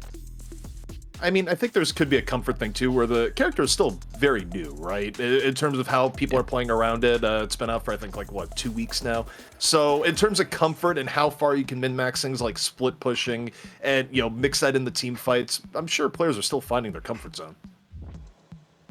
Okay, are we doing this, guys? Haze gets picked up here. Obviously, like, for a while, she was like the go-to hyper carry option. Again, you know, a hero that gets a larger clip size based on the amount of spirit that she's able to accrue here, but she's fallen off a little bit recently, ZP. Why is that? I think it just comes down to when a character gets hit by nerfs over and over again, eventually they take their toll. And I mean, Haze did get struck pretty darn hard, you know, especially when you're up against good players, right? Something as simple as the sleep dart hitbox change, right, can be pretty rough. Oh, God, bullet damage in general has gotten nerfed because we're in more of a spirit meta, which is probably the biggest thing overall. Like, Haze not only got hit by specific nerfs, but Haze also got hit by systemic nerfs, and the idea that spirit is more valuable than it's been previously. Easier to protect against bullet damage, right? Yes, exactly. Yeah. Well, I also feel like the fact that people are like wising up, like, yeah, she can still stomp pubs, but if it's like, let's just build return fire or metal skin or just curse or something like that, it can really prevent her from being so effective. Though silencer, obviously, once you get that on Haze, can kind of allow her to have more sustain, or not sustain, longevity in a team fight. Warden here, we talked about how that's been so prioritized. Buff and Joy is going to be able to to lock that one up again. They had that in the previous draft. It looked like the Warden was having pretty big team fight impact again. It looks like Buff and Joyers absolutely have that preference to dive in deep and get engaged. And once more, Pojilaya Skumbriya's composition, like outside of the element of haze, had taken some time to build up here. They've got good early pressure, good global presence, high mobility, the ability to sort of turn up anywhere. But we've noticed their game tends to fall apart once Buff and Joyers get to a certain threshold. They can be behind by 10k souls, and all of a sudden Buff and Joyers get a good fight win, a mid-boss transition, and then all of a sudden the game snowballs out of control. I'm assuming this is most likely going to be a McGinnis coming in for Buff and Joyers here for the last pick to counter with the Kelvin. Also gives you the pick potential since you can wall them off. Yeah, McGinnis would make sense. I think the interesting thing to me in terms of how the draft has evolved even within the series is the fact that the characters that tend to play a little bit more supporty right now in the pro scene are getting picked later and later in the draft within the specific series. And yeah, the McGinnis comes out, Jason, as you mentioned. I thought, honestly, the Kelvin would have been picked earlier by PS just because you wouldn't want the other team to grab it because they played well with Kelvin. Both teams have played well with Kelvin. Why give up that tool? But both teams felt comfortable enough that they saved those picks for the very last. I think they're putting more of their value on like the brawler kind of heroes at the moment, you know, like Lash, Yamato, Mirage, where you have Paradox Lady guys. Well, maybe Paradox not so brawlery, but putting more impact on like playmakers. Mystic Reverb, cold front heroes, you know, being able to slow, create picks. But again, like this team's ability to like get those picks and set up those like ideal team fights still is as questionable as I feel like it has been over the last couple of drafts. They seem really good skirmishers. This team seems like they're great skirmishers, but when it's all in, when you've got to pile in and sort of win this large scale team fight, it seems like that's where they've been losing out. Yeah, I think the interesting thing for me when you look at how these fights have gone is that, you know, PS have been very, very close. I mean, these have been two games where Buff and Joyers have had to come back from behind. It's just how often can PS actually get the full definitive team fight with how Buff and Joyers are playing, and it's pretty difficult. They did get it in the last map where they did at one point go up 4-1 or like 4-0, so they have it in them, but it's keeping that level of consistency up the entire match when they have the advantage. And Buff and Joyers so far, they've kind of shown an almost otherworldly ability to come back when behind that most teams right now in Deadlock don't. Most teams will just roll over and die when you get that far ahead. So I want to open this up to the floor really quickly. Okay. If Pojilaya Skumbriya are going to get an early advantage, how do you want to see them snowball that into a game win as opposed to letting it fall by the wayside like we've seen? I think objectives. I think if you're going to fight around a walker, you have a giant open area which can allow the Lash to get a multiple grab or get Pocket to get multiple afflictions. I feel like a lot of the fighting we've seen these last two matches have been mostly in the jungle, where they're chasing Buff and Joyers to catch them, then they get turned on. I would like to see them maybe try to force objective fights and then snowball off of that. Yeah, I generally agree with Jason there. I think it's difficult with how Buff and Joyers play, but you have to sort of crack the puzzle, right? Figure out how, when you are up, 20, 30K, that's when you want a team fight. And the problem is that Buff and Joyers will either avoid certain areas where you try and bait them in. They might sacrifice a walker, they might sacrifice Urn, and they're willing to go, okay, you'll grab Urn here. That happened at one point in the previous series. It's like, well, why would they not contest? It's just like, well, at this point, they just don't feel the conditions are good, and giving up Urn was better than losing a full team fight. So the fact that Buff and Joyers makes these sacrifices makes finding that window of opportunity difficult. Well, it's time to jump into our third game of this series, folks, and it might be the last chance for Pojilaya Skumbriya. The spelling of it changes each screen. It's crazy. It's their last chance to stay alive in this series, or will Buff and Joyers? That's the question. Can they take away a complete 3-0 clean sweep? We're about to find out. Jumping in, we'll catch up with ZP a little bit later on. We've talked a lot about these early advantages that Pojilaya are able to take early in the game and be unable to exacerbate them to snowball them any further. We wouldn't be surprised, Jason, to see them get ahead early. It's what happens after that. Yeah, honestly, I think I've been pleasantly surprised by them and how well they've been able to play the early game. A lot of the matches I see Buff and Joyers where they're winning is they just snowball from the early game. They snowball an early advantage, early kills into a pretty easy game for them. So I'm really happy to see them be able to contest that. I feel like gave them a little bit of time with the way they've been playing, work on their team fights. Maybe some of the picks they're going to be able to have better team fighting overall. But I think this is a good sign for EU at the moment. I'm really, really happy with how they've been playing. Yeah, we want to see the region get as deep as possible with these, incentives and opportunities to compete. Nice McGinnis wall there early. You can see that Yeah, the Kelvin is struggling to sort of be in the lane early, and it's far too early to pick up an extra regen to start to tick back up in terms of health. So good early pressure here from Buff Enjoyers have made that a little bit scary, and already we're going to see, okay, Zania try potentially get involved a little further. Yeah, I mean, the problem is that that wall is just so impactful. They're going to go for a catch here onto Lash. A good use of the 2, though, to create the distance, save his stamina to get away. But, I mean, you can see how low Lit still is at the moment. He needs a couple more levels before he has the healing on his 1. But honestly, I think it's just a really good understanding of, like, what they can do, what they can pressure, and what their kind of limits are in the lane at the moment up against this comp. And we're pointing out the Zania's cooldowns are really long at this part of the game, right? 20, 30 seconds, if not more, on the 2 and 3 here. So you only have those windows where you can sort of execute those feats of acrobatics. And this is, yeah, going to be putting a fair bit of pressure on this lane early on here. See Tazza here, of course, once again, going up against a Wraith early in the game. So, of course, the Wraith can poke down with some of those cards here, but Taz is definitely keeping Zergy honest. Moving up, getting with as many of these slashes as they possibly can. Another nice little connection there, and that's something worth bearing in mind. Yamato might be closer range, but that power slash in lane is a very reasonable poke tool. No, I like the tech, though. I need to do that when I play Yamato. Goes for the dash in and then starts charging the 1, so you kind of catch them off guard here and not really expecting you to be so close to hit with that slash. So really smart usage of that. And while we're seeing some early pressure, like they really want to take this Garden early on. They really know that we have the advantage in this lane. And Zanya and Litz, just there's really not much they can do to hold on here. In the meantime, Zergy's going to get a kill onto Tasser. He dove past his own creep for that one. And that's an early start here. I mean, Buff and Joyers, they took the first kill in the last game. They're going to do it here yet again. Yeah, quite significant, considering that we saw Zergy getting pushed back, but Tass was taking a fair bit of damage in order to apply that pressure to the Wraith. So that's amazing to see Zergy get a good start. You know, as someone who definitely wants to scale a little bit more into the later part of the game, every single time Zania is appearing in that middle lane, the Warden is just pressuring them away with that alchemical flask, which, bear in mind, it reduces their weapon damage and stamina. So it's very annoying to lane against that ability. Good damage here on Dimov, though. This is going to force the Lady Guys back a little bit further in this right side dual lane.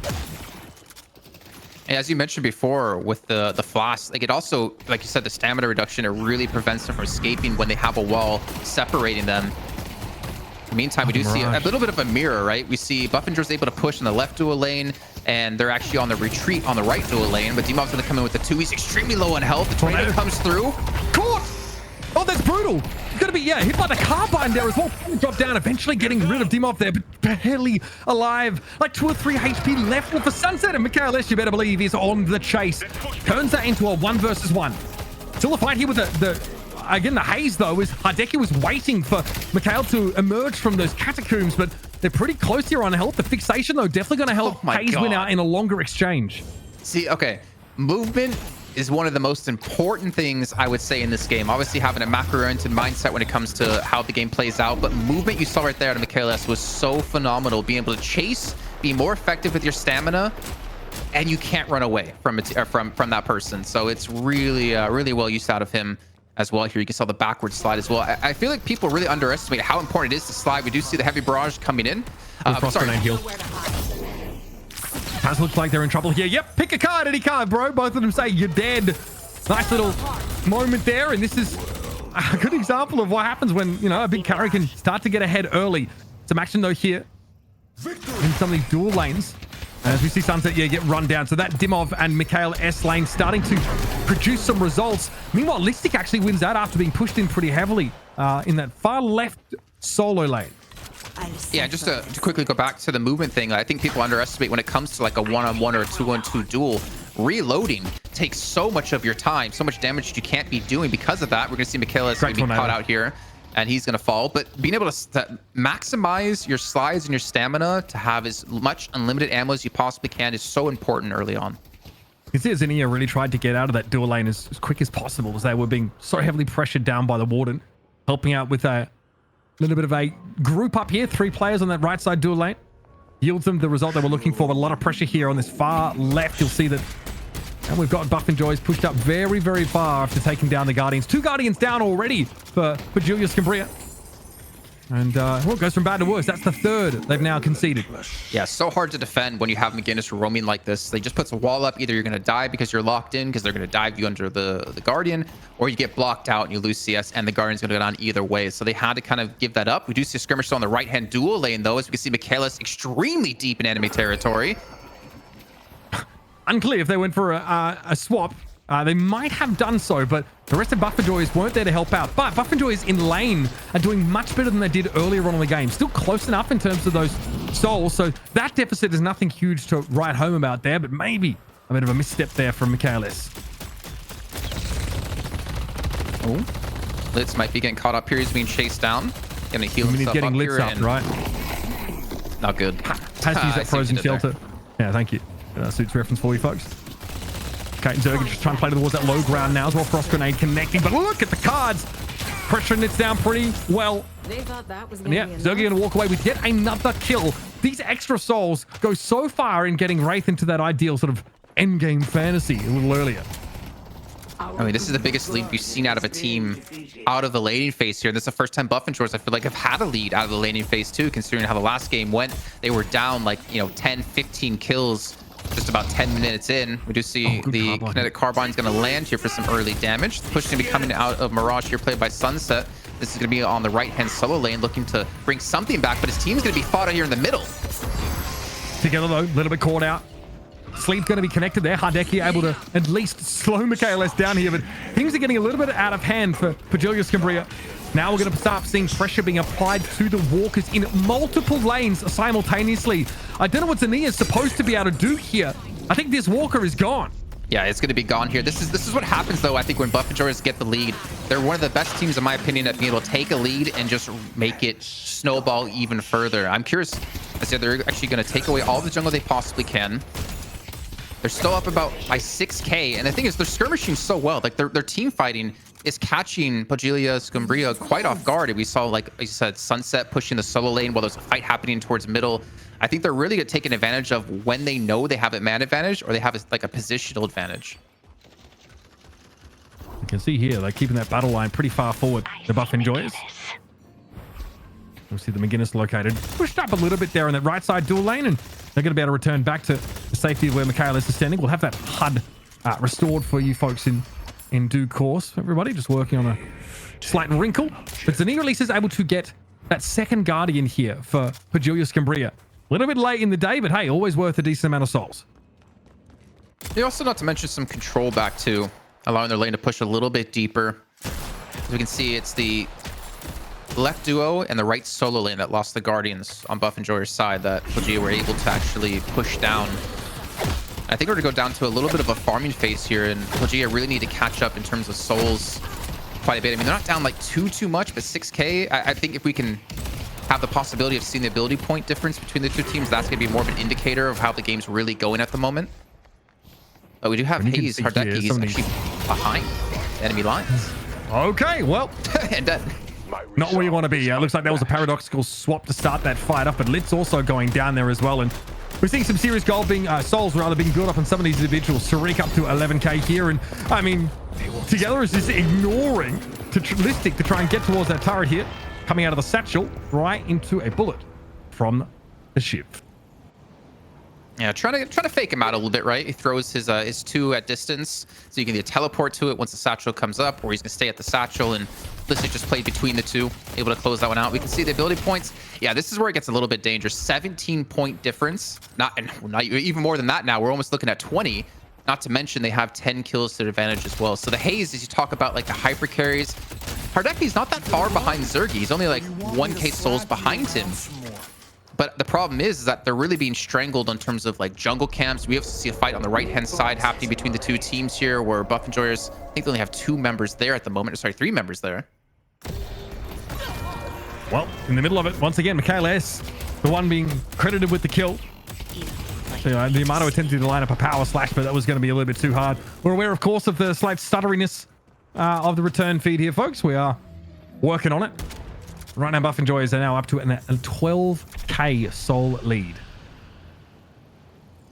See the urn being picked up as well. As you heard Dan talk about before, there was like 3 uncontested urn turn-ins for the side of Buff Enjoyers. Piggy's gonna be the one carrying this one, and I actually do like if they give him the ability point to make that heal a little bit more effective. Not to mention lock down that wall, being max rank as well. And Pojilaya gonna be, I'm sorry, I'm butchering their name. I'm so bad at this. I'm so bad. Are actually going to be looking for a little bit of a contest onto it. They have 4 players in the general vicinity. They're trying to leave Mirage, played by Sunset here, to push in on this right-hand solo lane. He's going to be caught by the Wraith ultimate. He's trying to create some distance from that. He creates a lot of distance. Well, he breaks it. Because I believe because he used the 2, he's actually able to get away from it completely, and he's able to ult away. This is what I kind of want to see, right? It baits 3 players in on a buff enjoyers, allowing to use that Mirage really effective. Still close enough to be involved in the next engagement. That tornado being used at the right time gives him an invulnerability frame away from that telekinesis. In the meantime, though, things are not going well for Pojilaya Skumbriya in the other part of the fight. They lost their haze pretty early, and again, their Kelvin no longer a factor here, and they probably need to be giving up this ground. And yet, they still want to push on towards this yellow walker with numbers, as Buff Enjoyers are elsewhere, kind of doing the same thing. So a quasi-base race, but Buff Enjoyers are actually pressuring 2 walkers simultaneously. As Pojilaya Skumbriya only can look for that left side solo lane. Yeah, they tried to gank Sunset on the Mirage. She ults away, and they're like, okay, we're just going to continue to push your lanes while you're sitting there waiting to stop the soul earn from being turned in, which Piggy is still holding, just FYI. And at the moment, he's going to get a free turn in. So they're going to get, what, 1, 2 walkers. So they're not going to get the kill onto Sunset, but they're also getting the turn in. Like, this is a massive swing, and we're going to be looking at almost a 20k soul lead for Buff Enjoyers. And again, this is the kind of lead that, you know, could be pretty hard to overcome for Pojilaya Skumbriya. Again, use that pick potential. Oh, no. This is pretty bad. Yeah. Zuniga just trying to fade away from this one a little bit there. You notice the frost grenade used to try and keep them topped up here. It is a tornado backwards for Pojilaya Skumbriya. Trying to dive on in there. I appreciate that from Zuniga with the improved burst, hitting a little bit harder with those landing abilities. But they've lost the pocket. Still trying to fight here through the top of mid-boss, but Sunset just lingers a little bit too long. Dimov able to bleed them out. Zania looking for an off angle to set someone else up. And of course, the Shadow Transformation now popped for Taz. Can they create an opportunity with this ability? I don't think so. In fact, they look like they are trying to get the heck out of here. And eventually they'll be dragged down as well. That is a 5. I mean, that is a total team wipe. I mean, Hideki went down first. And this is a mid-boss for Buff Enjoyers, guaranteed. Yeah, a really strong start here. Well, strong start. I know, a really strong mid game here out of Buff Enjoyers. I think we're seeing Hideki go in potentially, but obviously I don't think he's able to pull off the Piggy special with the steal. And no, he just back away instead. So Rejuvenator, we're looking at almost getting to a 30k soul lead. This is going to be tough for Pojilaya Skumbriya to come back from, to be honest. I think it would be fun if we just purposely set it differently every time. It's, you know, it just comes out as it comes out. Because at least like Maidong was kind of funny and put us in a position where we had to say this stuff. But this is just difficult. Just brutal stuff. Again, we are seeing Pojilaya Skumbriya push out of their part of the map here. Looked like they were looking to take a fight against Mikhail, as they were extended pretty far. Might still look to engage there as well. Did a flying cloak as the others trying to get away, but this is dangerous. You do not want to have people looking at you and to get us in trouble. Immediately, the warden just runs him down. Sharik will not be denied at 18k souls. A 7k more than the pocket, not to mention the fact that all of Buff Enjoyers were there to help. You've seen the majestic leap too. I know ZP is extremely happy to see that Sharik. Big leaper. Able to, I definitely, man. You see the chase potential of it as well. Able to completely lock that one down as they're looking to take more here. There's only one walker separating between them and another flex spot, and they're looking to secure it. And then, of course, looking to barrel down on the base. I'm not really sure what they can do about this one. Nice flash ult that goes in, pulls on top of the walker. Stun not going to be followed up just yet. And that's what I think Pojilaya Skumbriya want to try and make use of their great death slam to yield 2 kills on pretty non-durable targets. And I don't know if the Divine Barrier is going to get you out of that fight there. Yeah, no escape from Michaelis. This is good. Now, what do we turn it into? Lanes are pushing in favor of Pojilaya Skumbriya in these 2 mid lanes. And then we're hoping to find some walkers. The problem is that Sharik is stacked in terms of those souls. And there are enough players here for Buff Enjoyers to stave them off. The 2 solo lanes are pushing into their base. They have to kind of rebalance the lanes. It's a Rejuvenator. Exactly. It's making it really tough for them to ever push out and look for any objectives off the back of this. Yes, they get a couple eliminations, but that's where they're halted. And those players that they were able to pick up, guess what? They're back up alive. They're looking to group up again for their team fight. It's a really tough time here for Pojilaya. Oh, I'm just, you know what? PS. We're going to ZP route. We're calling PS. Leech now picked up here by Listic, so that is scary. A lot of life still available. Just really stacking with the rest of what that Shiv already offers kit-wise. And the base Guardian's going down at 15 minutes, folks. We're going to look to take some shrines as well. Why not? Pojilaya Skumbriya trying to deny the own here, but I think the issue of their base falling to pieces is probably a little more pertinent at this time. There's still another shrine to take, but Buff and Joyers are so far ahead with a 2-player advantage and 3 players with reduced buff that they're here to strong-arm their way in to Pojilaya Skumbriya's house. Thank you. Good to know that at least other people messed up on that name too. What we do see, like, the fact is they're down Zania now, so he can't even ult them back into their own base. The Patron's going to transform now, and they have to play with 5 players. The thing is, I don't think Buff and Joyce are going to stop this. There's no reason for them to go back. They're getting picks, and I think this is going to be it. I think we're going to have the 3-0 here. Yeah. I think so. We're seeing all of this from Sharik's sort of perspective here, and there's not a whole lot they have to do except just lean into this with the rest of Buff and Joyers. And now the weakened Patron, they're ready to go for it. See plenty of those healing turrets being thrown down by the McGinnis to give them the sustains here on this extended campaign of wanton destruction. As Pojilaya Skumbriya are going to be bowing out of our first Deadlock Fight Night. That's $1,000 to Buff Enjoyers with a clean 3-0 sweep. I think they earned it, man. They looked better every single match. Obviously, they had a very tough time in match 2 in the very early part of the game, but they show they have the composure to just keep it together, not get picked off, and transform that into a win. Here, they had a strong start, they had a strong middle, and of course, they had a strong finish. Oh, man.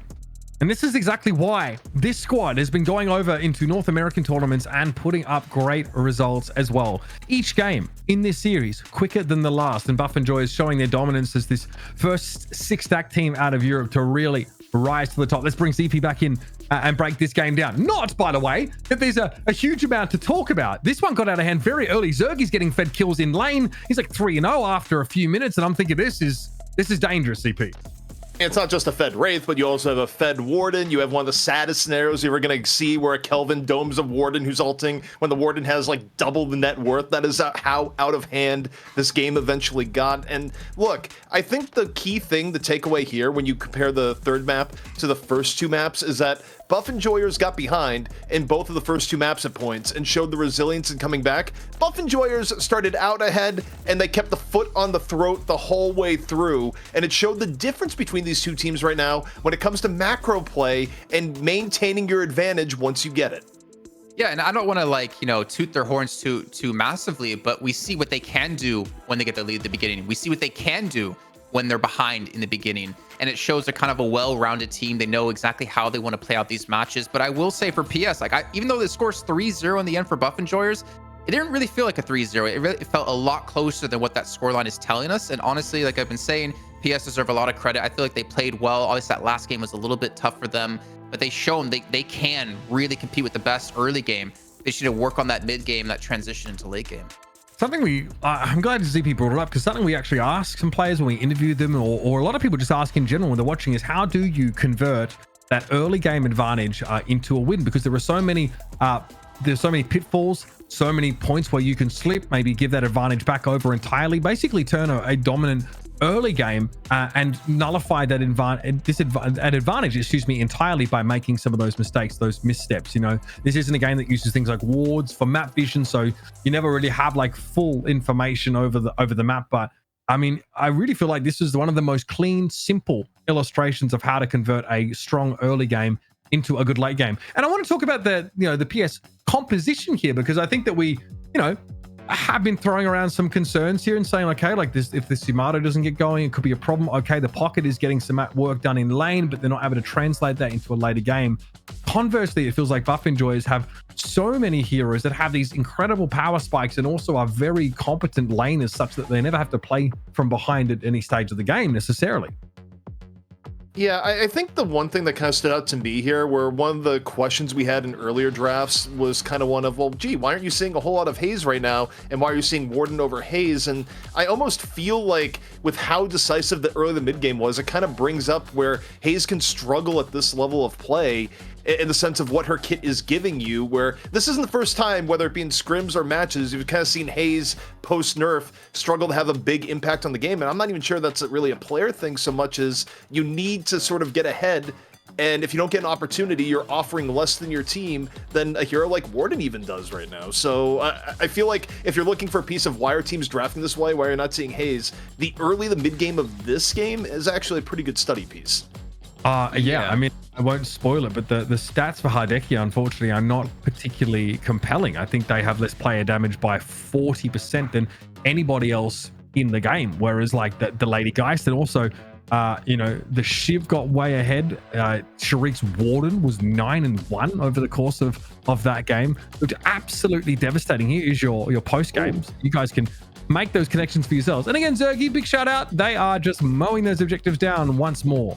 You know, I don't want to like talk too badly necessarily about Hardeki there, because of course his player damage is going to be low because he wasn't team fighting and he wasn't intending to really team fight, right? He wanted to pick up souls. He had what, the second, third most highest on the team, and we saw in a lot of situations like he was farming like a lot of these solo lanes. The problem is because buff enjoyers pushed the pace of the game so quickly, Hardeki could never really get going to be impactful, to have that spike in player damage. So I don't want to be like too negative on him, but you are seeing like where the Haze can really struggle in organized play.